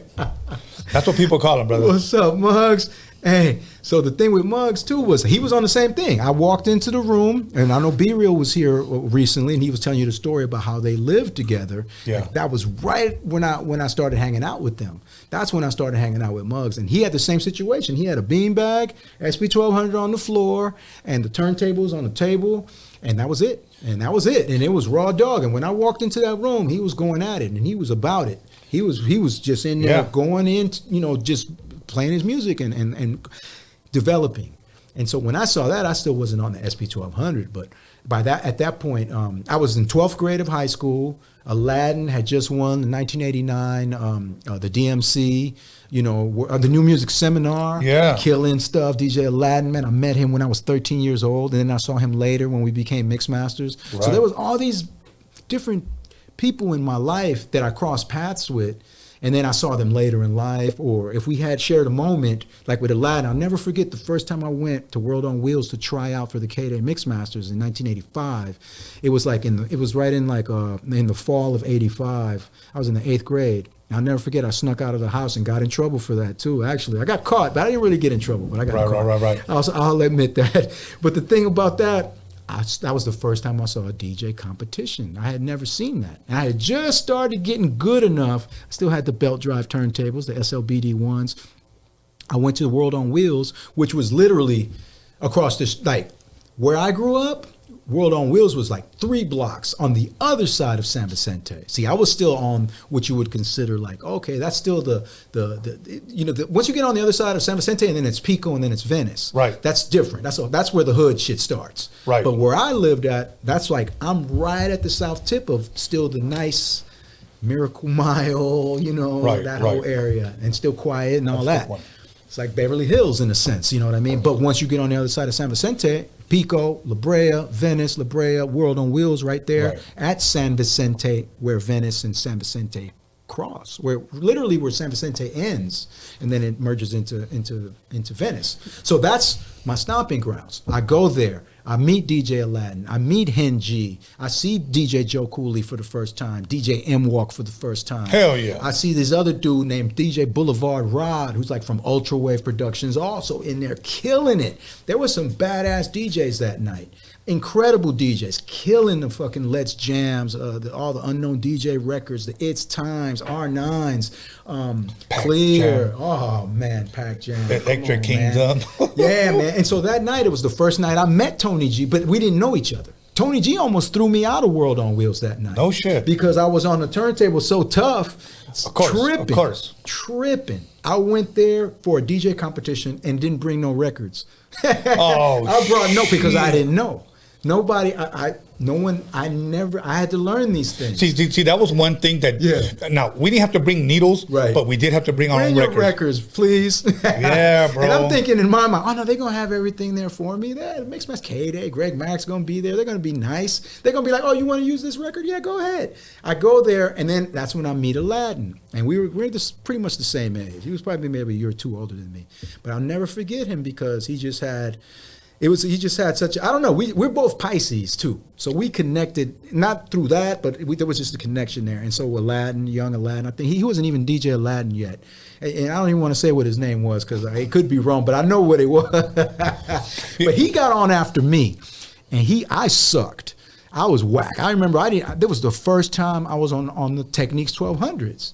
I didn't even know how to control the pitch yet. I remember I played It's Time, and I pitched it all the way down and was like, it's time. That shit was a slow song. I straight went screw music on you in 1985. You know what I mean? Dude. But the thing about it was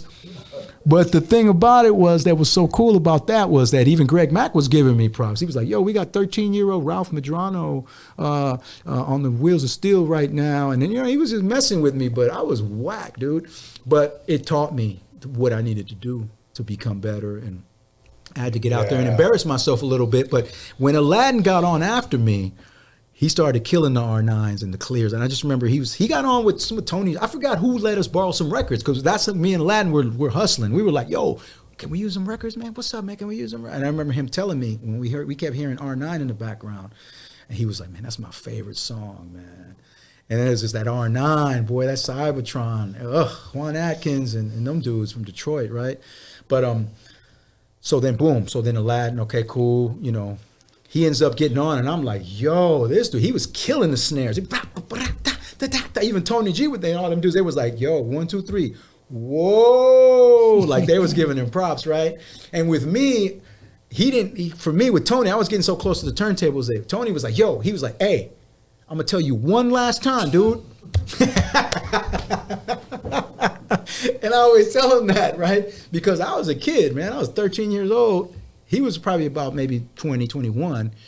And I never forget, he was at World on Wheels, man. We used to call it Crips on Wheels, right? Yeah. Tony G was in there with a red sweatshirt on, dude. And nobody didn't even look his way. You know what I mean? He was yoked up. Yeah, he was. And he had a bright red, cherry red sweatshirt on, and the Schoolyard Crips. And nobody said anything, man. Right. Nothing. And I was shocked. I was just like, yo, this dude's got to be, some Superman type hero or something, man. He's an incredible human he being, definitely dude. was on the turntable, bro. Absolutely, He definitely man. was, And he was killing stuff that night. And I remember when I thought he was Mexican, I used to listen to the radio and I'd be like, Tony Gonzalez, dude. I was like, yo, that dude makes us look good right Hell there, yeah. yo. That dude, boy.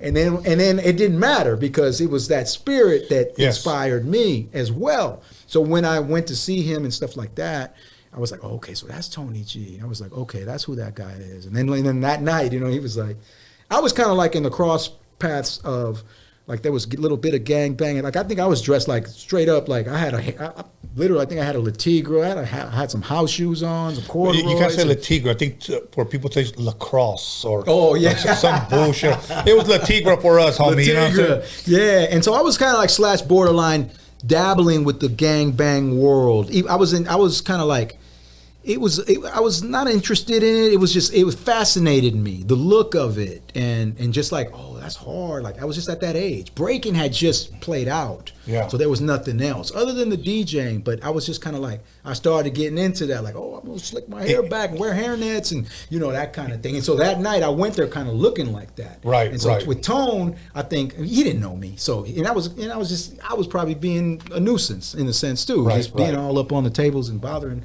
in my presence. But then he was like, yo, all right, my man.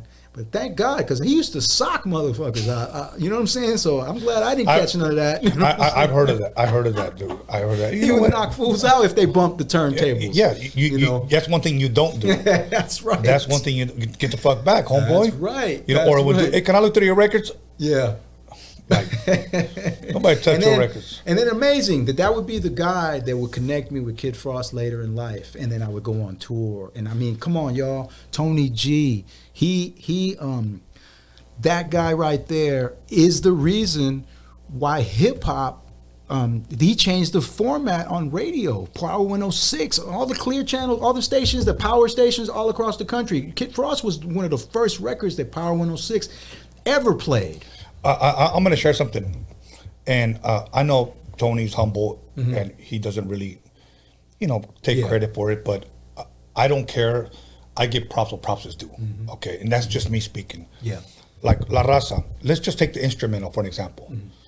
That's what people today call the foundation of what people call today Chicano rap, okay? Yeah. Chicano, if that's the truth, if that's the case, Chicano rap was started by a Cuban. The Chicano rap sound was started by a Cuban. We can't argue with that. No doubt. No doubt. Then you had Kid Frost. Nobody else could have delivered that song the way he did. Right.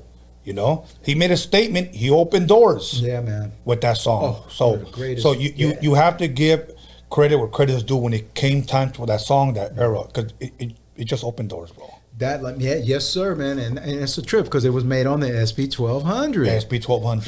Yes. Amazing. This thing right here, man. Like I said, it's got more hits than Hank Aaron. Rest in peace. You know what I'm saying? Absolutely. And my turntables and that, or my girlfriend for years. Yeah, right. That's the truth. That's real. Hey, Tone, we're gonna go out tonight. We got some girls at the Momo. I don't give a fuck, bro.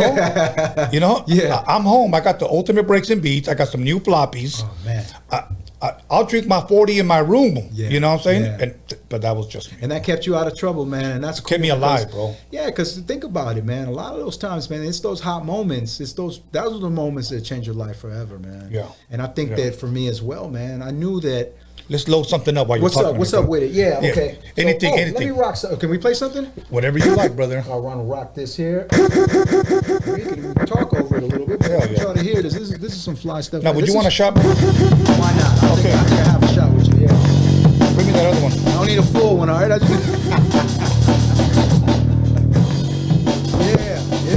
Yeah. Shout out to everybody out there, no doubt. At Funk Dubious Music, connect with DJ Ralph M out there. DJ Ralph M on Facebook, DEE space JAY Ralph M. Hell yeah. Individuals coming from the city on the TV show in Los Angeles. They choose the neighborhood.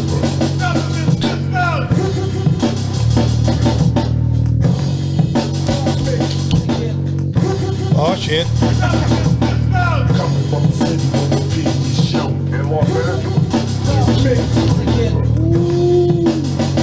Here we go, here we go. In Los Angeles.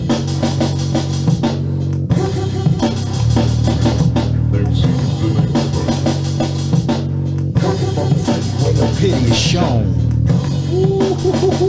Here we go. In Los Angeles. Coming from the city where the pity is shown.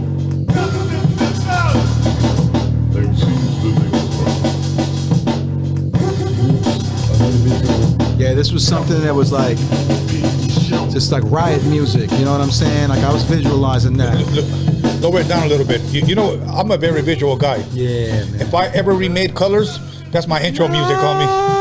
You know what's up, Jay? You know what I'm saying? And you know what's so cool about that, man, is that nobody's making, I mean, well, it's not cool. I'm saying for us, we can relate to that. Right. This is stuff that we can connect with, that frequency. And nobody's making music like that right now. No, they don't care, bro. They don't give a shit. And you know, I mean, I'm not criticizing them, but I like the. I mean, yeah, I know what you're saying. Yeah, sure. No. You know what's a trip? You know, salute to that, man. Salute Cheers, to a long man. and prosperous life, homie. Hey, man. Word up.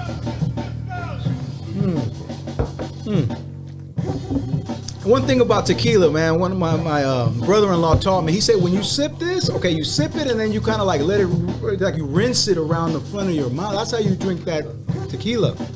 Let it go into, like it's almost like a. Like let it numb your shit? Yeah. Either that or we could just tell a crackhead to put some coke on. That's how, and you know it's crazy because you could Google it, like how to drink tequila properly, and then it says that, and I was amazed by that. Like, I was like, I didn't know how to do that. I didn't know about that. I was like, okay, so you take a sip. A ver, dale. Wow. Let it sit for a bit, you know, and then boop. And then you know, I mean, you could down the whole thing, but for the most part, you sip it. So that way, it's gonna build up. That's good stuff too, actually, man. Thank you, man. Thank you, man. Yeah. And so, okay, so going back to like what we were saying, yeah, the criticism of today's music is that, like you said, nobody's making music based on the events that just took place. Think of 1992, and then by 93, how much music that reflected that moment from Rodney King, the police brutality, nothing. This year, I haven't heard anything that was comparable to the effect that music had after the riots. You know, the way music changed. The music that was being produced back then gave you a visual of what was going on. Yeah, man. And that makes great production, dude. Yes. The current events of what's going on, and nobody's tapping into that. That's why I say at this point in my life, I'm like, dude, I don't mind what the youngsters are doing. I mean, of course, I'm critical of it, but then I'm also like, you know, I'm like, hey, you know, I'm like a grown parent looking at the children do what they do, and then after a second, you kind of got to step in and say, okay, hold up, you guys are doing some shit that's the same. Everybody's the same. Why is everybody the same? Why does everybody rap the same? Right. Why? I don't understand. It's because they're doing it, like you said, to be cool. They just want to be cool. They want to bite the latest, hippest thing at that moment and then run with it. But for me, it's like, yo, this is a science, bro. This is an art, man. It gets deep, you know. It's as deep as you want to get with the lyrics, with the beats, how you express it, and your approach. You know what I'm saying? So as a musician, dude, that's what I want. That's what I strive for. This is getting me to becoming a better musician. It allowed me, it created the pathway for me to understand how notes work, how, you know what I'm saying? And so it's amazing, man. For people that may not know, can you share what that drum machine is over there? Can you share a little bit about it? Absolutely. All right, so this is the SP404SX, and this piece right here is rolling. It's got crazy effects. It's got like on a 30, I believe it's a 32-bit sound card. You can actually get like a day's worth of, you could sample for 24 hours, bro. I've never tried it, but from what the manual tells me, I can actually press record and record for a full day. Whatever's going on. Wow. Yeah, this is an amazing piece. Now, I don't just go and start buying all the equipment when it comes out. I'm not into all that.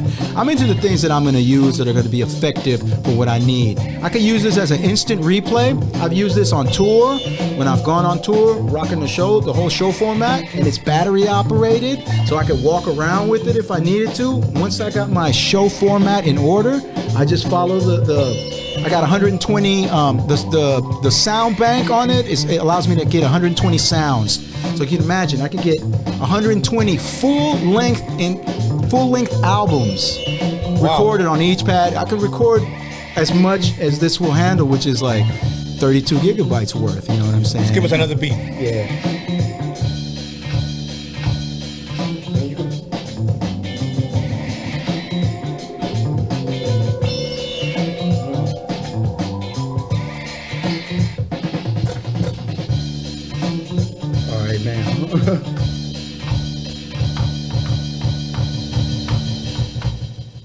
You know, and the effects are dope, man. I love to run stuff through there and then create my own effects and just sample them, dude. Because there's some really, really incredible people on this SP404SX, dude. There's some beat making dudes, man. I know that Kazal, well, Mellow Man Ace's son, he's badass on this thing, man. He kills it, and I've seen others too.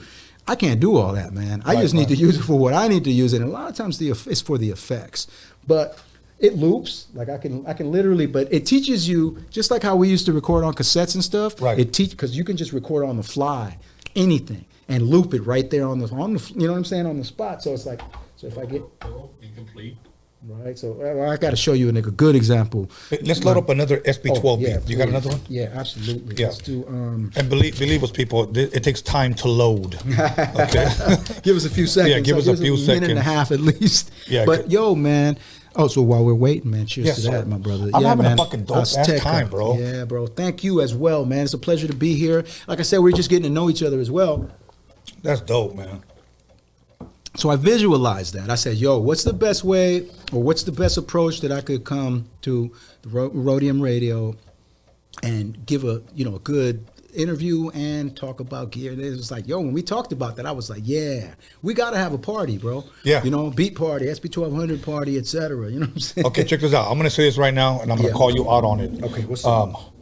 This is not going to be the last time you come, okay? My pleasure. So next time I want you to bring your 1200 and we can just trade back and forth beats. Okay, for sure. Yeah, and then like you said, man, tonight, man, I'm glad we figured out how to get these SPs working and stuff, man. Because a lot of times, we'll have anomalies and things, technical issues with the wiring or different stuff. See, because this SP1200 is monophonic, right? Right. So you got to make sure you get that Y cable that allows us converts from stereo to mono. See, and I'm glad you're sharing all that because fools got it too easy today, man. Yeah. And it's fun though, and that's one thing about the SP1200. Now the MPC 3000 and all that, of course, it's stereo and all that. That's what I made. That's what I made this stuff on and just transferred it over to the SP404. Okay. So that's the sound of the MPC 3000. Okay. Here's the SP beat. Play a beat. After that, we'll do one more beat and then flip it over to me, and I want to share some stuff. All right.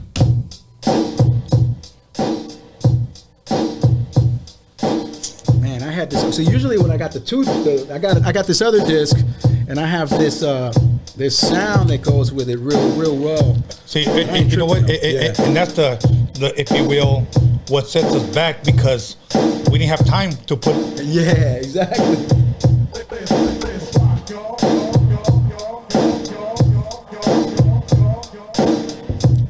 No, that's old school, rocking 2 drum machines. In Los Angeles. In Los Angeles. Oh shit.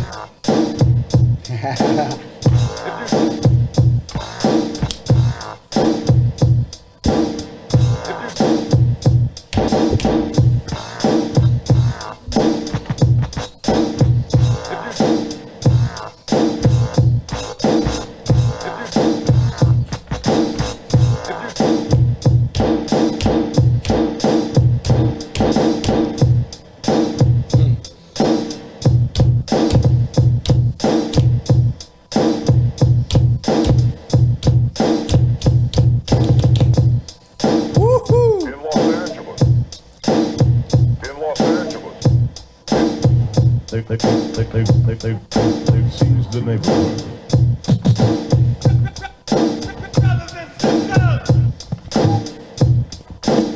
Oh, and it's one thing about this too, it's got the gate on it, so you can like chop stuff up on the fly. That way when you're messing around trying to find the sounds, you don't necessarily have to play the whole, you can just kind of test it. You know what I mean? That's dope.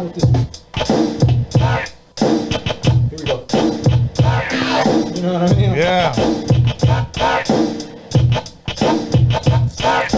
Mix our electro stuff in there too, you know? Why not? That sounds like we're about to go and bomb up some trains. You know what I'm saying? At night.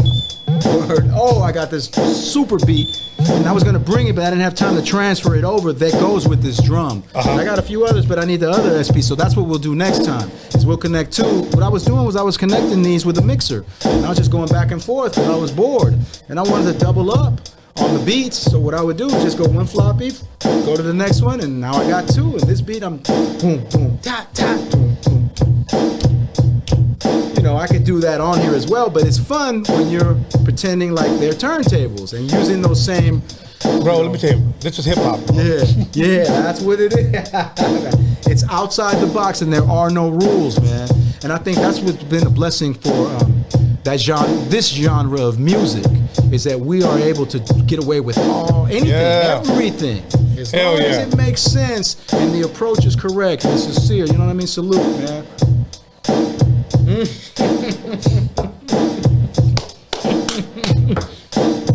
Yes, sir. Pretty soon we're gonna be gargling. I know.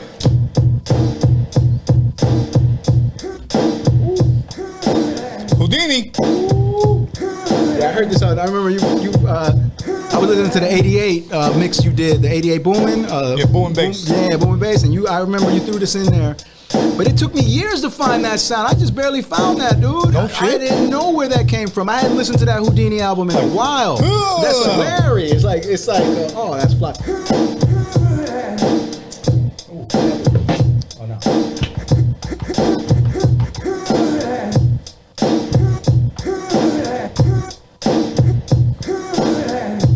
Oh, I got the one.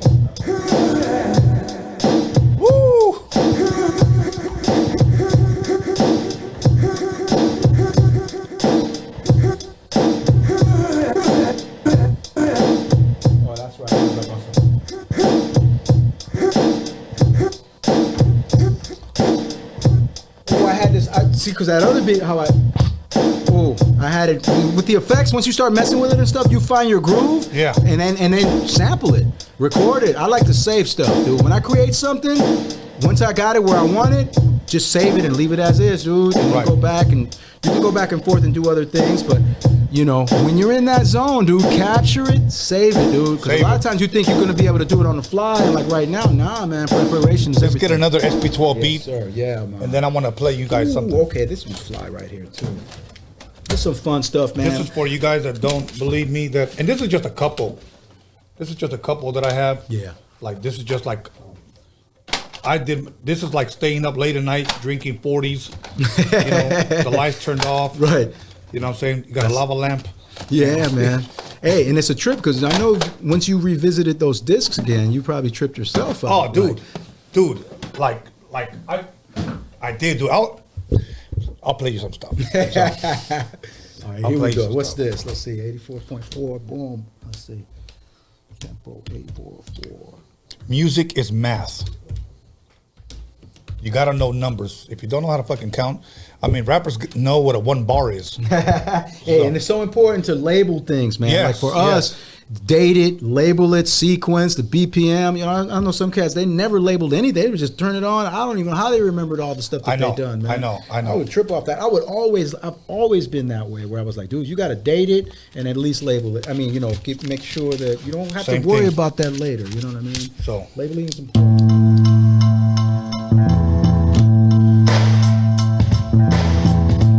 I like that snare. Yeah, that's.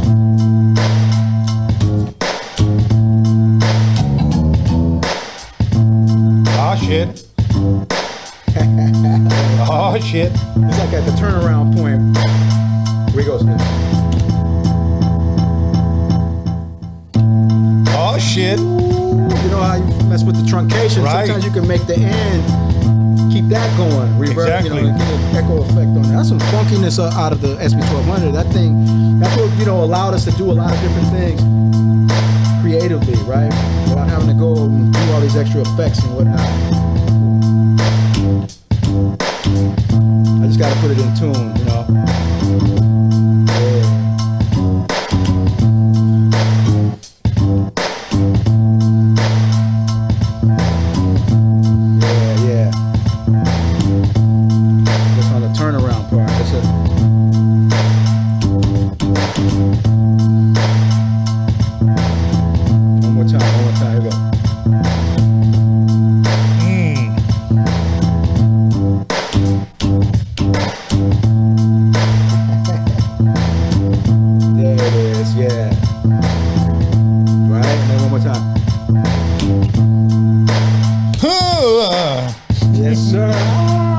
time too. Hey, that's the spirit right there, homie. Third eye frequency, yes. I got a gargle this time.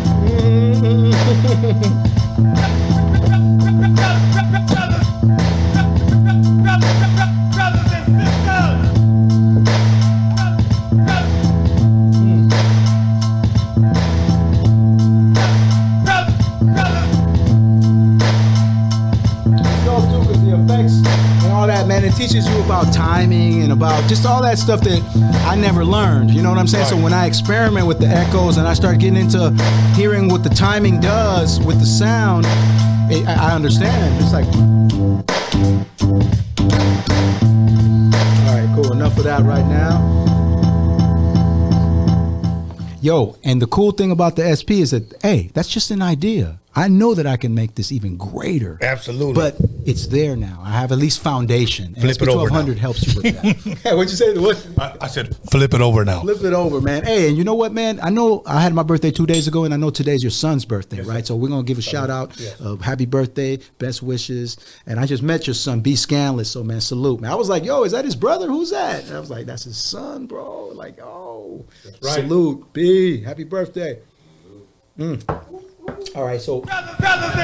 Whoa, okay, we know about that. Whenever you're ready. Oh, what's up? You want to flip it? Yeah, because I'm hot right now. Let's go. I know, and you got a lot of good stuff over there to share. So let me see. Okay. I'll give you this. Yeah, because I just roll it over the cables. That's it. Next time we promise you, because this one thing about this SP12 that we can say, this motherfucker gets hot. Yes, it does. It gets very, very hot. Very hot, man. Them things are seriously hot, for real. Okay, so now here's what we're gonna do. I'm gonna play you something that one day, I'm not gonna lie to you. Yeah. I wanted to get really drunk one night because I didn't have that much money. So I bought a Cisco. Oh. Okay. Great flavor. Oh, grape, not grape, huh? I think I had the orange one back in the day. Like, woof. Yeah. I know one of my homies, man. He fell asleep while he was driving during. He fell asleep like right at Wilshire and Highland. We were like, yo, hey, what are you doing? He used to have a job at a movie theater, and he did the same thing. He fell asleep. He laid down right on the red carpet, dude. Like he was an usher at a movie theater. He got so drunk, he laid down. I mean, like kicking it, like. Okay, watch, Ralph. Hey, okay. Don't drink Cisco. That's all I gotta say. I know, and I did. Okay. Word up. Remember this? Ooh, come on, slide, baby. Oh. Okay. Great break. So I sampled that, and then I sampled this. Okay. And then I did this. Listen to this. But I gotta slow it down because I didn't have that much time. So. Higher.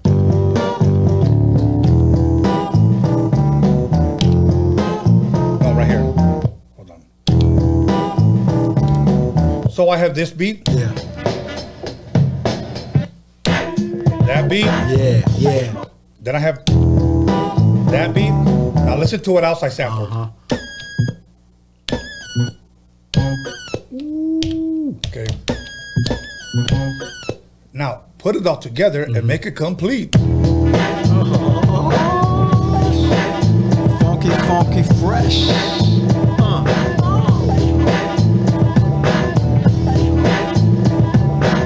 That's hard, dog. In Los Angeles.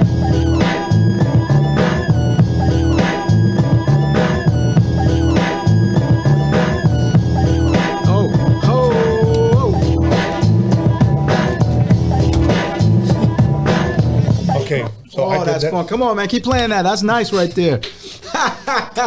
That's dope, man.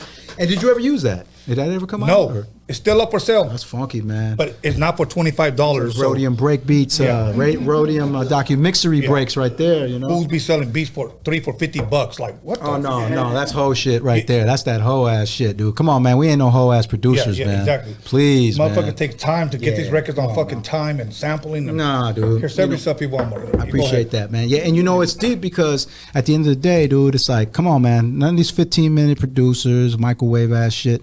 Look, dude, we're tired of that, man. Everybody sounds the same. Everybody. I can't fucking believe it, man. But you know, we did. Who warned us? Yoda. Where's Yoda at? Yoda, right there here. He is. Right here. He warned us about Yes, that. You know yes. what I'm saying? Okay, here's another one. Okay, here's what I did. So I Can Make You Dance. I took two different pieces. Here he goes. And then here's the second part. So here we go. So here's that, and then I kind of like. Ooh, you transformed it, huh? Yeah. Okay. Plug tuning. Oh God. Okay. Plug I took that tuning. from plug tuning. Let me see what's this. My snare, but it probably out of tune. Okay. James Brown. Rest in peace. Oh.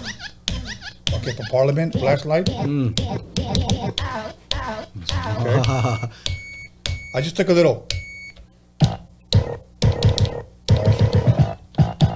Now, let's do it, play it all together, okay? Yeah.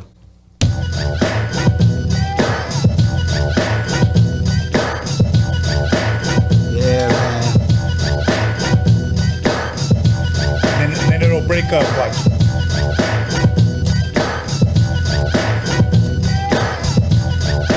Right here.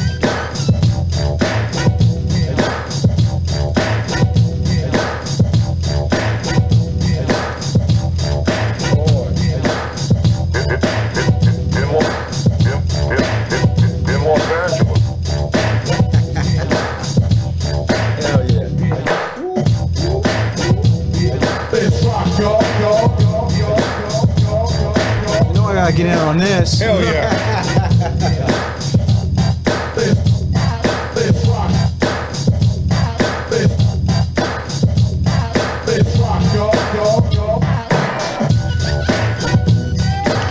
Okay, cool. That's dope, though. See, that's the fun shit, bro. That's what it is tonight, man. It's just about appreciation, having fun, reminiscing, and that's how great records are created also, just from just vibing. A lot of times you might revisit something and you just hear it differently, and you're like, yo, man, I got to really do something with that. You know what I mean? I mean, come on, man. Roger, I mean, Zapp, all those guys, man, they were just amazing musicians, Yes, man. And for yes. us to just be able to do that, it helps us with our musicianship also. You know, so sampling is fundamental, y'all. Like, don't, Yes, you yes, know, yes. you could take that, structure a whole nother thing just based off of that. But it's just a foundation. I'm gonna ask you one question. Yes, sir. Have you ever heard an instrumental on "Let's Get It On" by Marvin Gaye? Oh, that's a good question. Think about that one. Yeah. Did you pan it at all? Did you do something with the You know- level? Did you? You know how we used to do? We used to take one the RCA plug out. stereophonic, monophonic. Yeah, man. Absolutely. Okay, here's all I did. Ooh. I think this is it. One little part. Now here's another pad. Okay, here's another pad. Yeah. Only because we were how would you say we were fighting against time on this drum machine. Okay. Okay. So I have 6 pads. Yeah. 6 pads that have all of these samples. Boom. So here we go. One more. So I made an instrumental. Yeah. Yeah, buddy. Oh.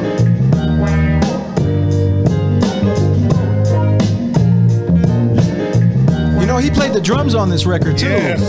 Hard. That's hard.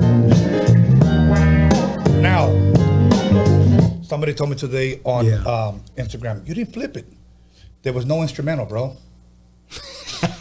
There was never an instrumental, dude. I just created my own dope ass loop. And I didn't even add a beat yet. There's no Yeah. kick, there's no snare, there's no Right. hat, there's no nothing. Wow. So- ooh, man, finish that, bro. Ooh, you know what, man? Rest in peace to Marvin Gaye, man. Because I know 21st and Gramercy, man. That's where he died. I go to that house and Yeah. visit it sometimes, Yes, dude. yes. And then, you know, my homie used to live over there. So whenever I'd be over there, I'd go and you know, Yeah. just kick it and just give him respect. I remember when he died, man. I remember I walked to the liquor store and I was like, what's going on? I was like, what happened? And then the guy at the liquor store just told me Marvin Gaye died today. And I was just like, we just shared a moment. Like, I still didn't really know who Marvin Gaye was. I knew, but I didn't because I was still like, it's 83. I wasn't that deep Ralph, into it. For Yes, people sir. that may not know, who killed him? His pops, his father. His father. Mm-hmm.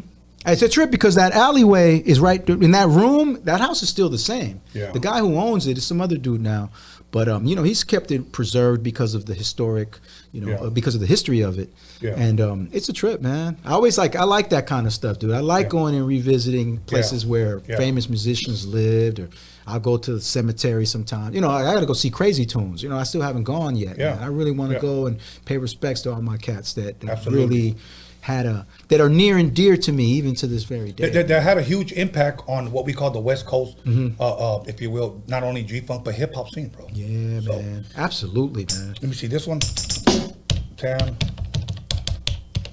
me see where I have. Okay, here's a sample. That's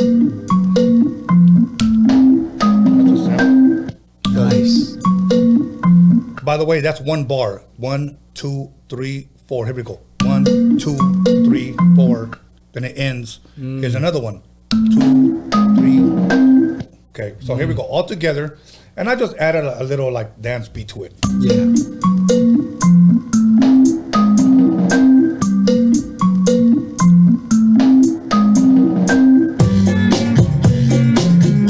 Yeah, that's funky right there.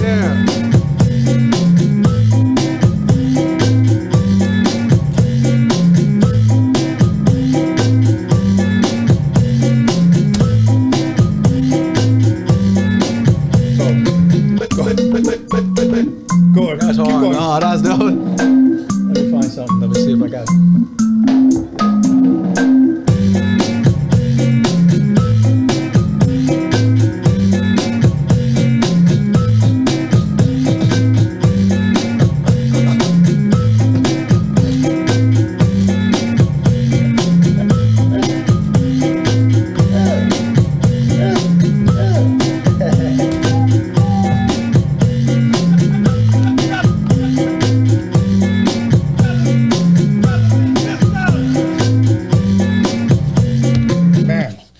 That just makes me want to grab a honey from the behind and be like, oh yeah, no, that's that Latin fly shit right there, man. Definitely got like the new war type of music. You know what I mean? Like it's inspirational, man. Like we want those elements, man, and we can create those sounds as well. Yes. But with sampling, it allowed us to have access to those things right away, and then go wherever we want based on that idea, man. Producers, so all you dope dudes out there that got it, man, that are just stuck in the same thing, man. Yes. Come on, man, break out of that. Stop trying to. Well, I'm not gonna tell you what to do. Do what you want. You know what? That's what I don't want to do. You know? Yeah. Oh shit. Matter of fact, just stay where you're at. We'll keep me and Tony gonna keep having fun. Yeah. Did I drop a fucking floppy? Damn. Oh shit. No shit. I had it in there. Oh, I got one. And not yet. I want you to do your thing because I see you having fun right now, and you got a lot of dish to share. So when we come back, which is cool, I'll be even that much more prepared. Hell yeah. So I'm glad we just broke the ice tonight, dude. Like we really, like this is probably the second time we've ever actually the first time when you came to the radio show, it was brief. Yes. But we've never connected. So I feel that that's important, man. Okay, this one right here, I'm going to say this. It's just a loop. Yes, it's just a loop. But I want to say this. Now, every time I fly into Philadelphia, I've flown to Philadelphia maybe 5 times. Yeah. Every time I go to Philadelphia, I go to the Rocky Steps. It's almost like going to church.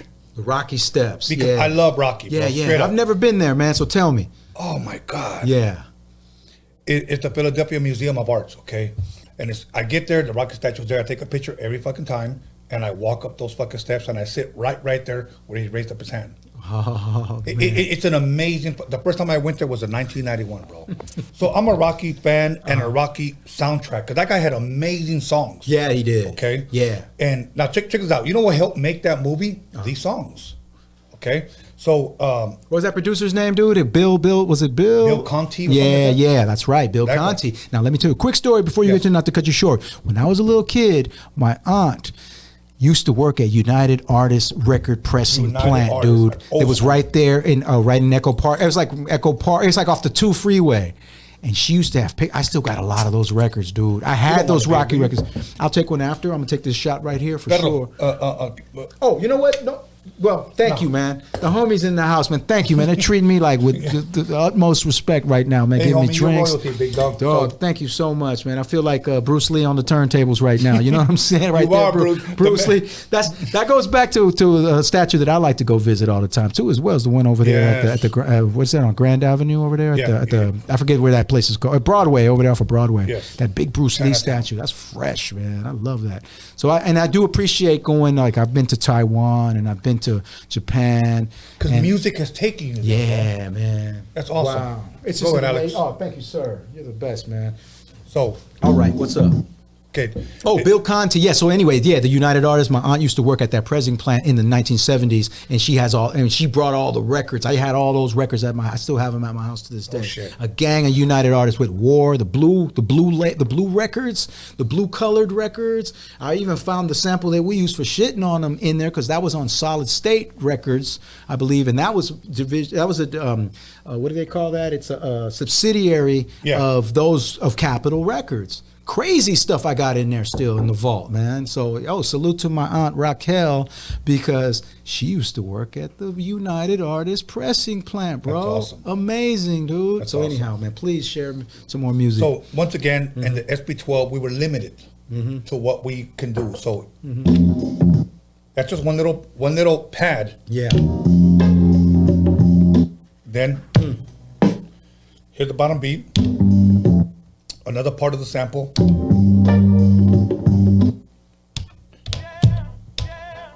we have the kick. Okay, now, when you sample stuff like this, you have to put it together on time. Yes. And believe it or not, it takes skill. Gotta have some rhythmic sense. Yeah. It gotta be. So altogether, this is not a complicated beat to put together, but this is one of my favorite beats because I love Philly. So listen. I know what's up, dude. Man, you freaked this, dude. Because you know what? For many years, I listened to that song, dude, and I just didn't know what to do with it. Like I couldn't. It's a boom bap. Freaked it though. I love that record, man. That's the jam right there. That part on that album is crazy fresh, man. Beautiful. Here we go, right here. Let the beat kick in. That's hard, dude. Hey, man, come on, man. That's right now type shit. That sounds like right now, bro. Ooh, that's fly, dog.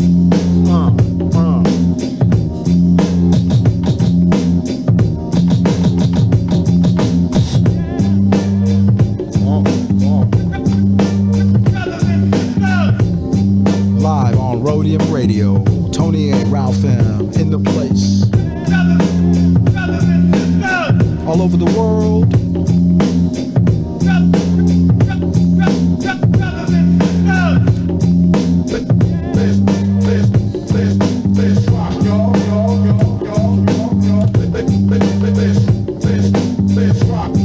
Till the break of dawn.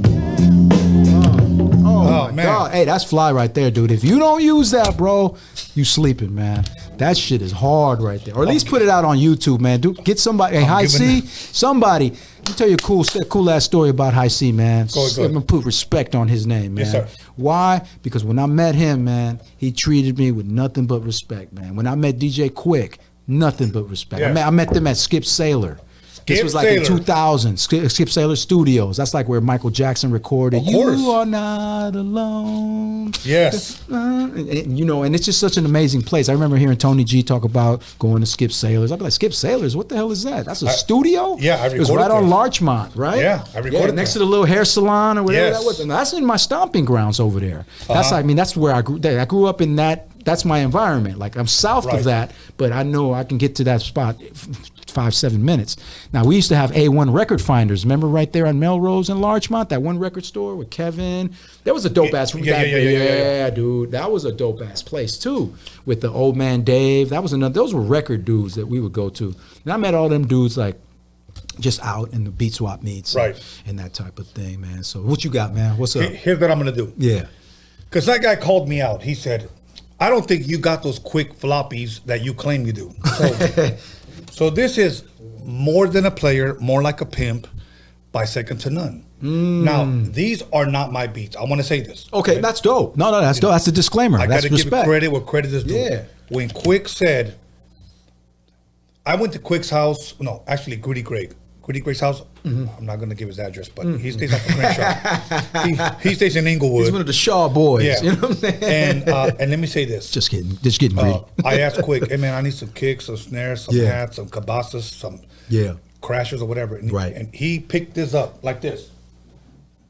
He said, Tony A, that's what he said. Take it all. Yeah. Just bring it back to me whenever you're done. Oh, wow. Dude, he trusted me with everything. Wow. Wait, so let me get this straight. Who made this? Whose beat is that? This is Greg? DJ Quick. Okay, that's Quick. Yeah. That's from the vault of Greg? Or from DJ Quick. But Quick. made at Gritty Greg's house. Gotcha. Yeah. I don't know that guy, so salute to him, but I've heard of, different throughout the years. So I'm going to play the beat. Yeah. And this is, once again, DJ Quick beat. Let me start it right here.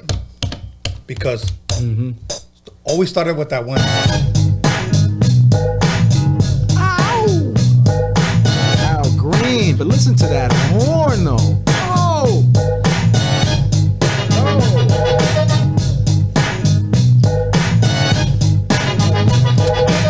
1, 2, 3, 4. Oh, that's fresh, man. Made on the SB 1200. 3, 4. Oh, I like that pause in there. I like how he. Dude, Quick is fucking sick, bro. Yeah, man, that guy's amazing, dude, and he's so cool, man. I was really impressed by him and how he treated me when I was in the studio. He played me his album at the time that he was recording. That was the one. I think it was called. This is the one where he has like the Trauma. He had a song called Trauma. That was when that first came out. Okay. What was the name of that song? Was it? What was it? No, it wasn't the Fixers. It was the one where he was like, it looks like it was like it had a bag and it had like I forgot what it was called. That was a dope ass album. He played it for me. He showed me mad respect. He was like, yo, you Ralph M? He was like, I was like, yeah. He was like, wait, the Ralph M? I was like, yes, sir. And he was like, yo, can I get you a drink? In the studio, we kicked it. He played me his album. He treated me with respect. And I remember in the intro, High C says, yo, we going back to the days of the 1580 K. And he was cutting and scratching. That's right. That's right. That was dope. So this one, salute. One of my favorite, second to none songs, if not the favorite, Ain't Nothing Wrong. Watch.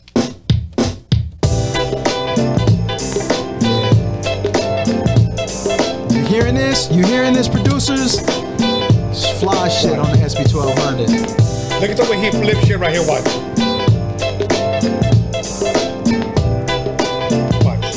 Oh yeah. Right here. Nice. Woo! Yo.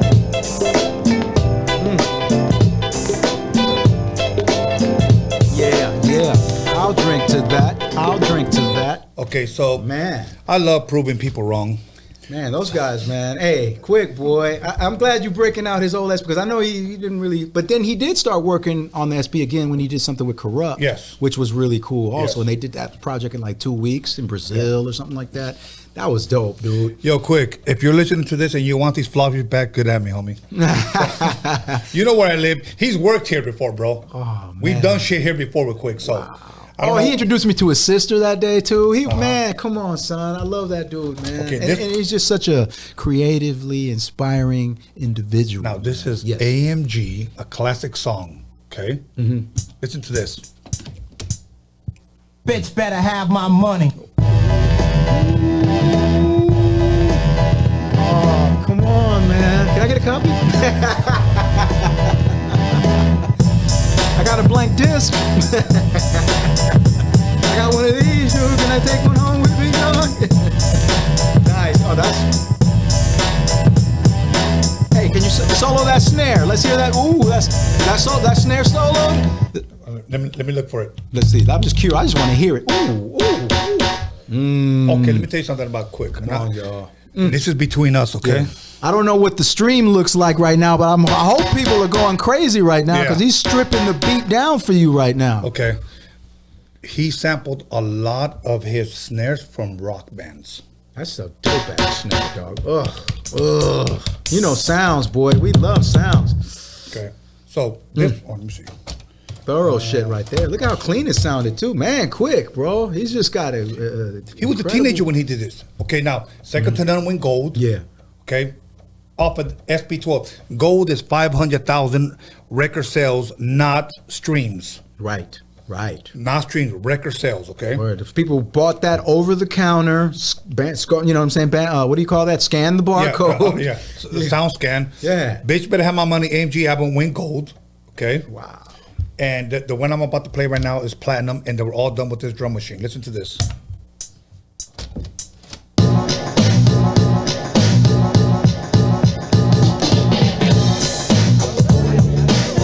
All I know is that I'm happy that I came here tonight to witness this. Word up. Tony A rocking this motherfucker. What the Oh, hey, Penthouse Players Click, DJ Quick, you know what I'm saying? High C. Listen to this. 1, 2, 3.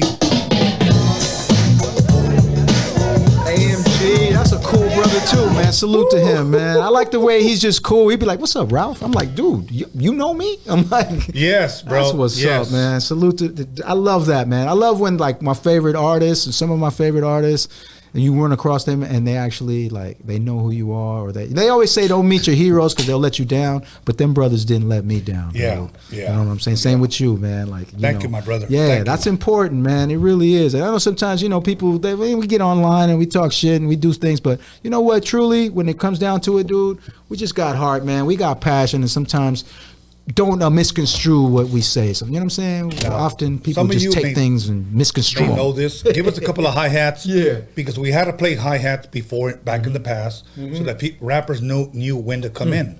Okay? So I'm going to play these hi-hats and see if you can guess what song this is and put it on the live chat. Hold up, play that from the top again. You hear that? What he did with the hat? Woo! Hold up. Play it one more time. Just. Oh, come on, man. That's production right there, dude. Listen to this. Put it on the live chat.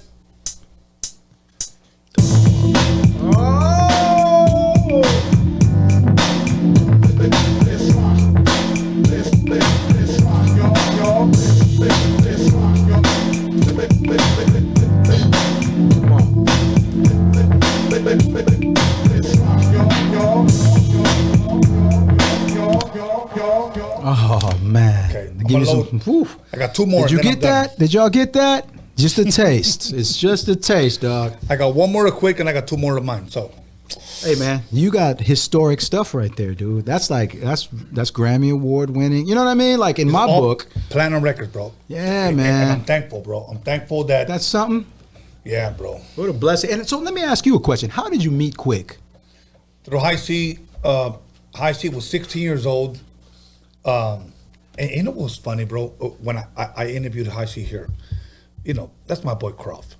And Steve Yano at the Roadium tells me, hey, there's a guy, you know, selling at the back of the swap meet that wants to meet you, and he wants to be on the mixtapes, and Dr. Dre's going on tour soon, and they're not going to be able to rap any, you know, on our mixtapes, so maybe you can go back there and meet him. I said, okay, cool, whatever. So I went back there and met him. I liked his voice, but I didn't like his rap skills at 16 years old. So about a couple of months later, he asked me to perform with them at his high school, Centennial High School in Compton. Yes. All blood Dr. school. Dre went there, right? Yeah. If you're a blood, you went to Centennial.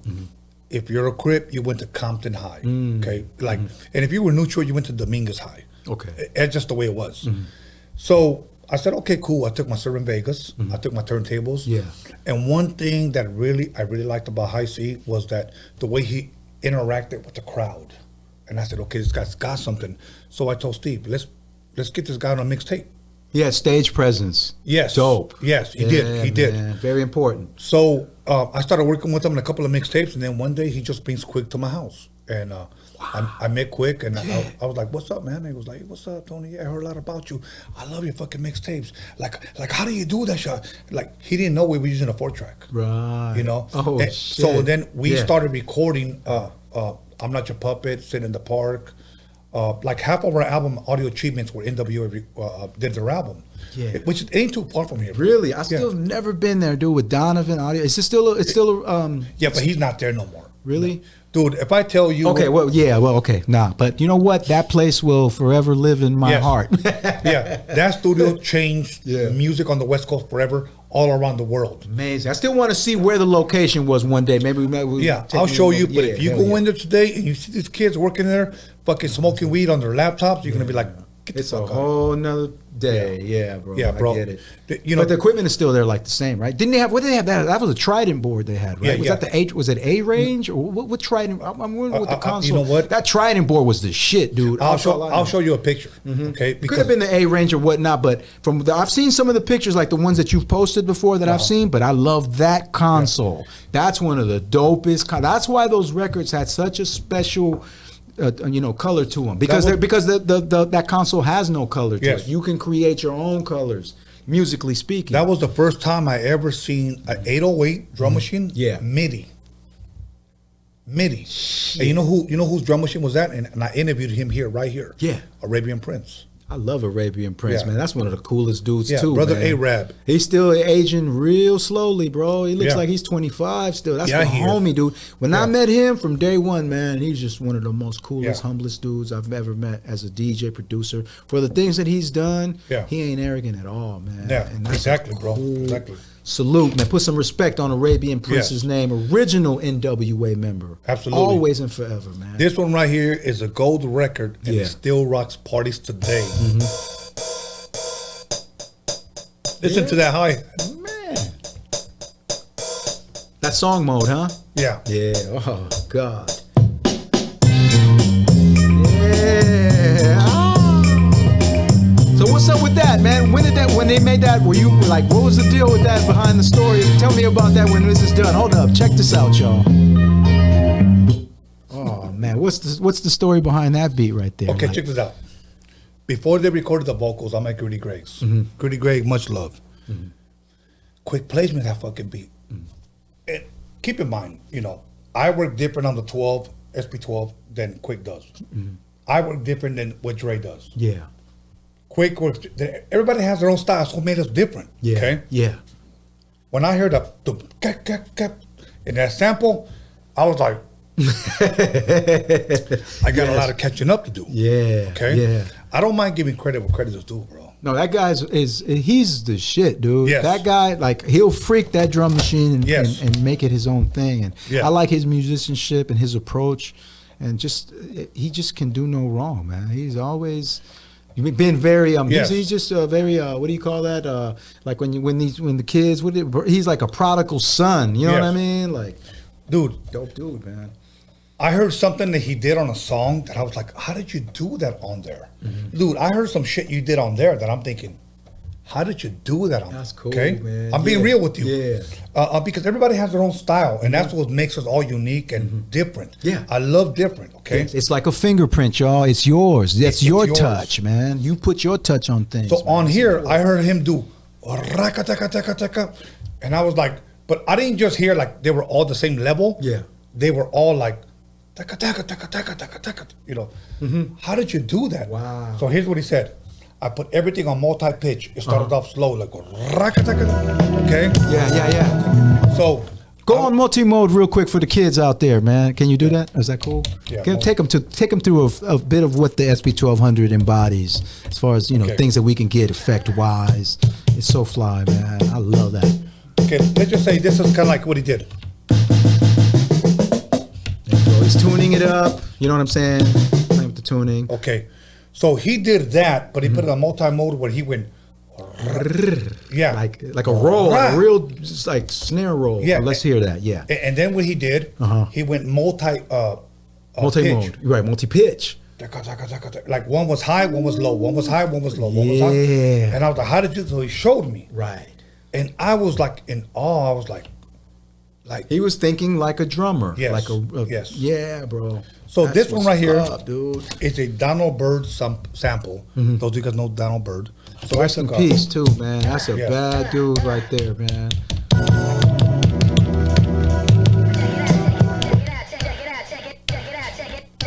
What did he play? He played the trumpet, right? Was he a trumpet player? Yeah. That's hard right there. Come on, man. That's still nice right there. The texture of that sound. So here's what I did.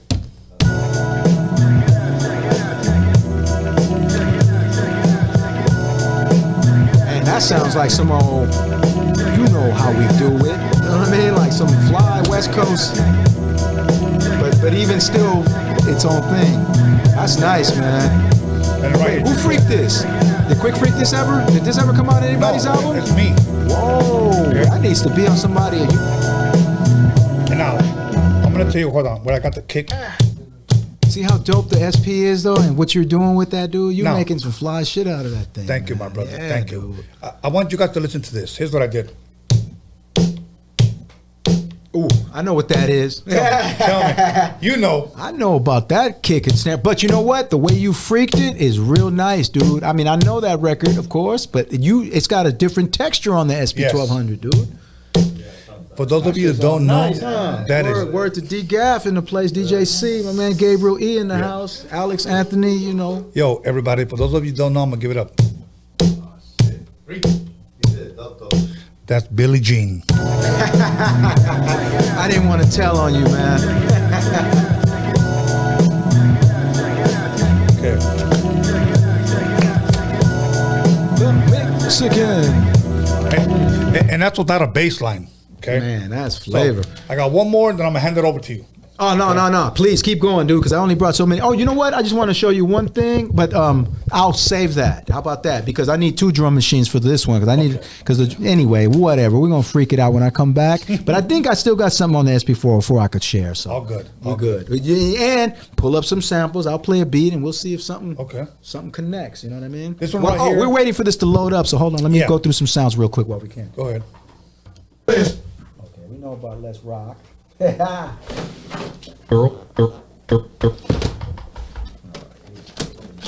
going. Can we play that without YouTube killing our page? YouTube's not gonna kill the page, right? I hope not.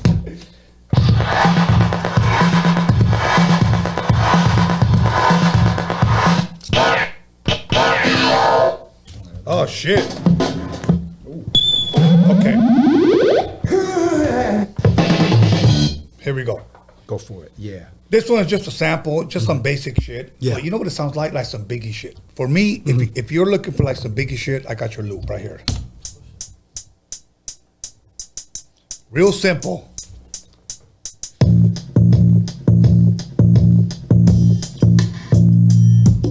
Now, who made this beat here? It's a Gladys Knight sample when I did it in 2002. Oh, you put that. I like how you start off with the hats and shit like that, man. That's fly, dude. I like that. It's just a basic sample, okay? And then it goes, here it goes right here. All right, cheers to that right there. Gladys Knight and the Pips. What?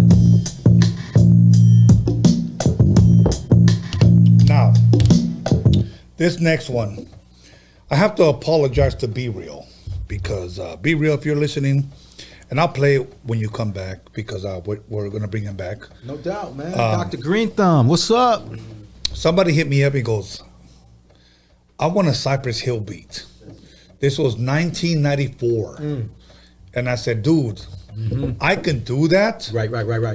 But that's not my sound. Correct. You know, that's Muggs invented that sound. No doubt, yeah. And you know, I mean, along with like, you can hear stuff like if you listen to some stuff that came out, you can hear like little rock guitars here and there, and like Diamond D and Jazzy J when they did that. Was it Can't Hold? I forgot the name of the cut, but it's like raisins. It sounds like he says raisins or something. Raisins. That's like Diamond D, Jazzy J. You know what I'm saying? So but Muggs he definitely put those 10,000 hours into what he wanted to develop. And that's why I was the 4-track guy for that Cypress Hill album. You know what I'm saying? That's why I got the shout out on that first album. Yes. You know, and I'm the guy who introduced Kid Frost to Be Real and Sin Dog because I played the Cypress Hill demo for Kid Frost while we were on tour as we were getting to know each other. I was like, yo, you need to listen to these dudes. These dudes are going to be the next dudes to blow. I was in high school, dude. I would go to school in the daytime. Muggs would pick me up in the Buick Regal, right? Like Bugsy Siegel and shit, for real. Like I was just a kid, right? But Muggs would show up in the blue Regal, and we would go over to Kingsley where he lived with Aladdin, and we would work. I had a 4-track. I had the Tascam Porta 5. and he had an SB1200. I had the Tascam Portal 1. That's what I did my mixtapes on. You know what I'm saying? And I had just got it, but I had just been, and that's how I was able to cross paths with Crazy Tunes, Aladdin. It's why I already knew Aladdin. We were cool forever, but with Crazy Tunes, that's where he wrote out the 4-track and how to pan everything. He's like, oh, I'm gonna show you, man. And it's cool because with Crazy Tunes, I'll just go back before I tell you and finish the story. With Crazy Tunes, I got to give a shout out to Anthony, the Griff, man, because that was like one of Crazy Tunes' best friends. And I ended up going to high school with Crazy Tunes' best friend. I didn't know Crazy Tunes. Right. Rest in peace. And Anthony Griff used to always tell me, yo, you know Crazy Tunes, man, Crazy Tunes, you got the dope-ass 4-track mixes. And then at that point, I had just got on K-Day. So I would always be, so we'd be chilling, talking about just K-Day and music, and he would be telling me about Crazy Tunes. And then he'd be like, yeah, and so Anthony Griff would go and tell Crazy Tunes about me. He's like, yo, I know Ralph M. He's like in my one of my classes at LA. That's when I was going to LA high school. I went to LA high school in Fairfax, but I was still a 10th grader at LA. So Griff would go and tell Crazy Tunes about me, and then Griff would tell me about Crazy Tunes, right? And then so when we met, it was like, what's up, Ralph M? What's up, Crazy? Like, we already knew of each other because of Anthony Griff. You know what I'm saying? Right. And when I hadn't seen him since high school, dude. When I saw him at the funeral, it was a trip because I was like literally I was the last guy along with him to see Crazy Tunes and give our respects before we had to leave, before the family could have their time with him as well. And then went to the cemetery and stuff. And Griff was there, and I was like, dude. And he was like, I knew I'd see you here. And I was like, damn. Like, what a trip, Griff. Salute to you, man. He lives out in Stockton, California now, stuff like that. But that guy was one of the, you know, he was just somebody, another cat that just bridged the gap between two cats that needed to meet, you know, just like you and I, and you know, and just, it's another part of the chapter in our story, you know what I'm saying, to tell. So anyhow, I don't want to digress, but, you know, I just wanted to share that. Awesome, moment, bro. no doubt, I'm glad man. you are, bro. Absolutely, dude, because all those things, man, it's just so much. We're like walking musical encyclopedias, hip-hop history. Hell yeah. So much stuff that has taken place on the West Coast. Absolutely. You know what I mean? Yeah, man. So tell me more. So this one, I'm going to talk about, this is a kick that Quick called a Q kick. He actually named the kick after himself. Yeah. Q kick. That's a sample. One pad.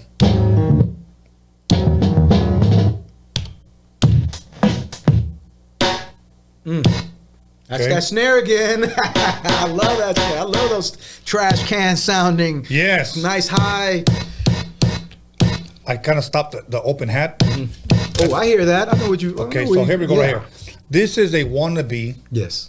And I'll play for B whenever he comes back. Wannabe Cypress Hill. Oh, track. okay. So that was the track you wanted to show him. Yeah, because the guys who hired me paid me $2,500 for this beat. Holy moly. But you know, this is 93. That's real money. I'm sorry, 93, 94, somewhere around there. Yeah. And it never came out. But I quickly told them, dude, I don't do that stuff, but I can do it, but it's not that's mug shit. Yeah. We want you to do it. Okay, cool. So here it goes. Let's go, bro, man.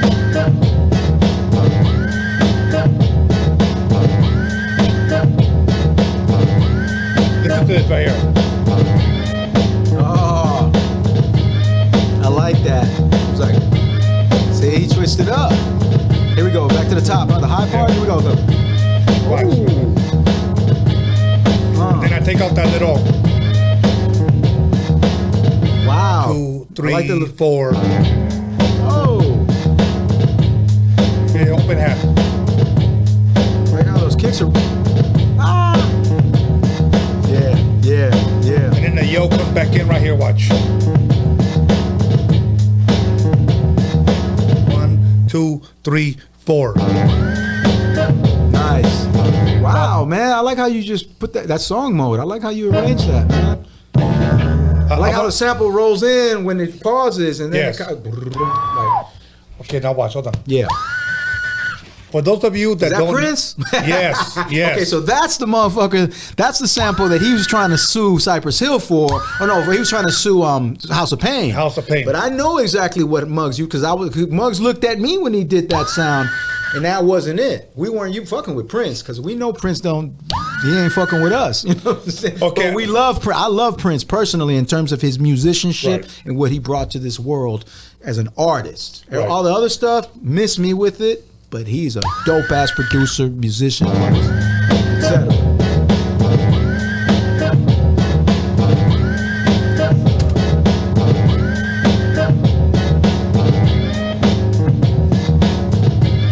tell you what. Here's what I'm gonna do. When in the bottom beat. Watch. Let me see. That's crazy. I can see why he tripped though. It does sound like that sound though. This bottom beat right here. Yeah. Oh, that's steady beat. Don't disturb this groove. Word up. Hey, shout out to Tat Money out there, man. I got to meet him in Philadelphia. DJ Tat Money. Because you know that all the DJs out there are Monies. Cash Money, Tat Money. Who else was Money out there? I forget. But those two dudes were the shit, dude. Tat Money, Steady B's DJ. Cool dude. Let's go. Yes. Hey, you took that from there, from Bring the Beat Back? Hell yeah. That beat, I got to go back and revisit that. That was the hard shit. I used to like Cheating Girl, Bring the Beat Back. Cheating Girl. Let the Hustlers Play. That was my jam. Yes. Steady beat. Okay, I got a whole ship of a floppy disk, but here's what I'm going to do.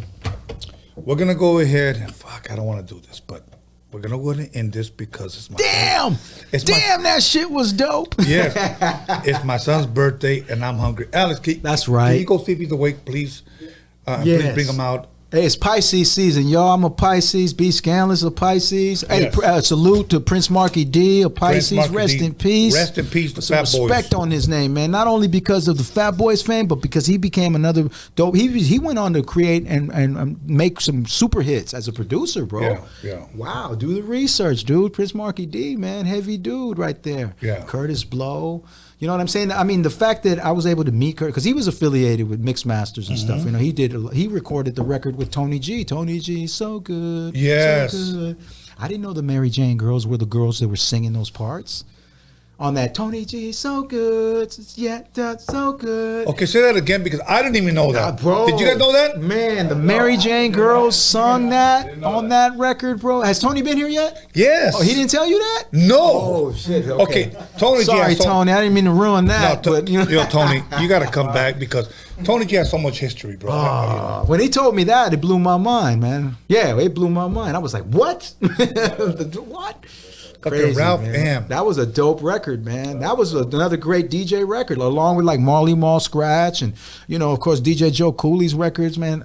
Dude, I'm just so thankful that I was able to cross paths with some of the greatest DJs, musicians, etc., dude. I'm very thankful for that, man. I put respect on all of y'all's name, man, because you guys are near and dear to me, man. For real. I met Curtis Blow one time. You know where I met him? At Peppers. Wow. Okay. Peppers. Okay. Damn. What is it called now? It was called something Camachos or something, right? It changed? Is that what that was? Yeah, I think it was. It changed up in there, but Peppers was the shit. Though. Pepper was the shit, okay. And I met him there along with Melly Mel. And I'll cut it short, but I shook their hands and I told them they were fucking East Coast legends. I love them, blah, blah, blah. So here's what I said. No doubt. Respect to Curtis Blow, KB in the place to be. Yes. So here's what I said. Yeah. What are you guys doing here? You guys are East Coast legends. And here's what they said. We got no love over there. And that fucking saddened me. Yeah, dude, I can imagine, dude. I go, what do you mean you got no love over there, bro? You guys started this shit. Nah, we got more love here. Ain't that some shit, man? It fucking blew me away. I'm like, I was in the studio one time when we were recording one of our albums at Paramount Studios to add to that story, along with one of my favorite engineers, recordist from Los Angeles, who I work with closely. He worked at Solar Records, bro. Yeah. This guy recorded. He's one of the original Lakeside. He is the Lakeside Posse original member. He started the Posse, right? Right. When you see that credit on that record with Raid and the Fantastic Voyage album, Mike Frankie. One of the dopest recordists in Los Angeles, man. One of my best friends, and really truly a genius in what he does, man. I gotta connect you. If you ever need a dope engineer, man, look up Mike Frankie, Frenke. That's Frankie Audio as well. Yeah. Let me tell y'all something, man. Very special to me, man. But he told me this story, and he told me so many stories about just being in that building. Sound of Los Angeles Records, right? Yeah. Solar Records, right on Cahuenga. You know, right where they recorded the Dr. Dre, the Chronic, the first album, and all that. So when he told me about the stories with Dick Griffey and the stories about him just dealing with people, he worked with Sly Stone, you know, and George Clinton. And so when you got somebody that's dope, that's engineering your music, you're in good hands. Like Allstate, you know what I'm saying? Word up, salute to Mike Frankie. I got to put some respect on his name, man. It's your dick in good hands. Yeah. No doubt, man. And he's one of the OG original dudes. It was a Pop Locker and shit, battling Shabba-Doo, rest in peace. A trip, dude. That like the people that I've come across in this lifetime, dude, really blow my mind, man. I know you was telling me about. We talked about a lot of different things. Right, right. We'll continue those conversations. Right? I'm waiting for my son to come. Yeah, come on, man. Like I don't even remember what this sample is, but whatever it is, it's got to be good. Yeah. That's a hi-hat. Listen to this.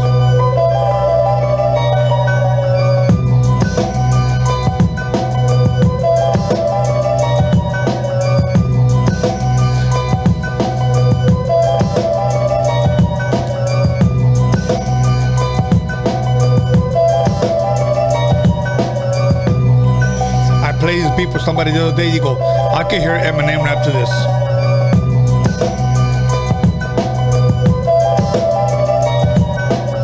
Be Real will tear that up. You know what I mean? I'll be like I'll Be Real or like, you know, he can do anything, man. Incredible cat too, man. I believed in him and Cypress and everything from the beginning. I used to go to high school and tell everybody about Cypress Hill in '89, dog. When I met Muggs and when I met B, and I didn't even know Mellow Man had a brother. You know what I'm saying? Yeah. What's up, birthday boy? What's the deal, man? Hold on. Salute. Hold on. Before I bring you on the camera, mijo, go get Alice. Give me a beer, please. No, a bottle. I want a bottle. I don't drink out fucking can. It's Pisces season, y'all. So, hold on. Yo, I want to wish my son a happy birthday. So, this is my son, B. Scanlon. This is my right-hand man. You guys fuck with him, you guys die, period. That's it. Anyways, and that's hip-hop. Right. And that's the truth right there. That's it. Mijo, get on this side, and we're about to close it out. Ralph Bam, yes, sir. Any shout-outs? This is not your last time back, but for right now, any shout-outs? Let's give some shout-outs. Man, you know, I can't even think right now. I just got to give B. Scanlon the best birthday wish ever, man. Continued success, man. You look good, bro. My God. I'm a Pisces too, man, just so you know. My birthday was 2 days ago. Duck down, mijo, so the camera can get you. 222, man. That's 224. We want to send, of course, you know, like, just thank you for having me, man. I will be back. When I saw him, I was like, yo, is that his brother? You know what I'm saying? That's his son, man. That's dope, man. The genetics run strong in the family, man. Hey, man. Happiest birthdays, you know what I'm saying? I mean, have a happiest birthday. His ass is 30 today. His ass is 30 today. 30? Salute, man. He's old as hell. I'm 49, homie. So, yo. Man, I'm still they still thinking I'm 23. It's all good. Yeah, he's 30 today. That means in 20 years, he'll be 50. Oh, that's what's up, man. Hey, you know what? If one thing I do want to give a shout, I want to definitely be Scanlon's happy birthday. I want to just give a shout out to my family, Medrano, Mendez family. You know, everybody there, my brothers, Richard, my brother Steve, Young Geyser. You know what I'm saying? I'm so happy, you know, to just be here, to be able to be present and in the flesh, y'all. No doubt. West, y'all. Ralph M in the place. Tony A, thank you for having me, man. Yes, y'all. Ralph M, much love, my brother. Yo, salute to your you, brother. man. God bless. Oh, see. Yes, sir. Yes, sir. Mijo, come over here real quick. I want to give a shout out to my boy, DJ The Gap, DJ C. What's up, G? And my brother, what's your name again? Gabriel E in the place. Gabriel E. Hell That's yeah. Ralph M's cousin. Yes, sir. I want to give a shout out to my boy, the hip hop Jedi, Anthony. That's the motherfucking hip hop Jedi. And he troubleshooted the situation, man. He got the sonic, you know, the music sounding correctly. So thank you. And I want to give a shout out to my boy Alex Cervantes. Happy birthday to my son B. Scanless. We're about to party, eat some lobster and steak. Hey, that's just what I had for my birthday. That's what's up, dog. Hell yeah. Hey, bon appetit, buen provecho. And you know what? Since we're Rocky lovers, I'm gonna go ahead and play this beat while we're out of here. And at the same time, I want to say, fuck Miss Pac-Man. Fuck Miss Pac-Man. I want to fuck Miss Pac-Man. Happy. Fuck Miss Pac-Man. Keep going. Okay, I don't know what he's talking about, but I'm going to say, happy birthday. Hey, hold up. We're going to do it real loud right now. Okay, so check it out. Say, when I say happy, you say birthday. Happy birthday. Everybody in the house right now, come on, make some noise. When I say happy, you say birthday. Happy birthday. Happy birthday. That's what's up, y'all. Salute, man. Ralph M in the place. Tony A, Roadium Radio, y'all. Yo. When I say fuck Miss Pac-Man, you say. You threw me off with that one, homie. What's up with the Harbor City in the house, right? Are we Harbor City in the place? No. Hold on, let me tell you something. Where we at right now? The city of Wilmington. I know I'm in Wilmington, right? But this ain't. Is this the harbor? No. The harbor area. The harbor. Excuse me. The harbor area. Word up, man. You know what's up, man. Salute, Hell yeah. Respect. That's why I was trying to read that shirt. That's dope. Hell yeah. And we out of here. Fuck Miss Pac-Man. Fuck Miss Pac-Man.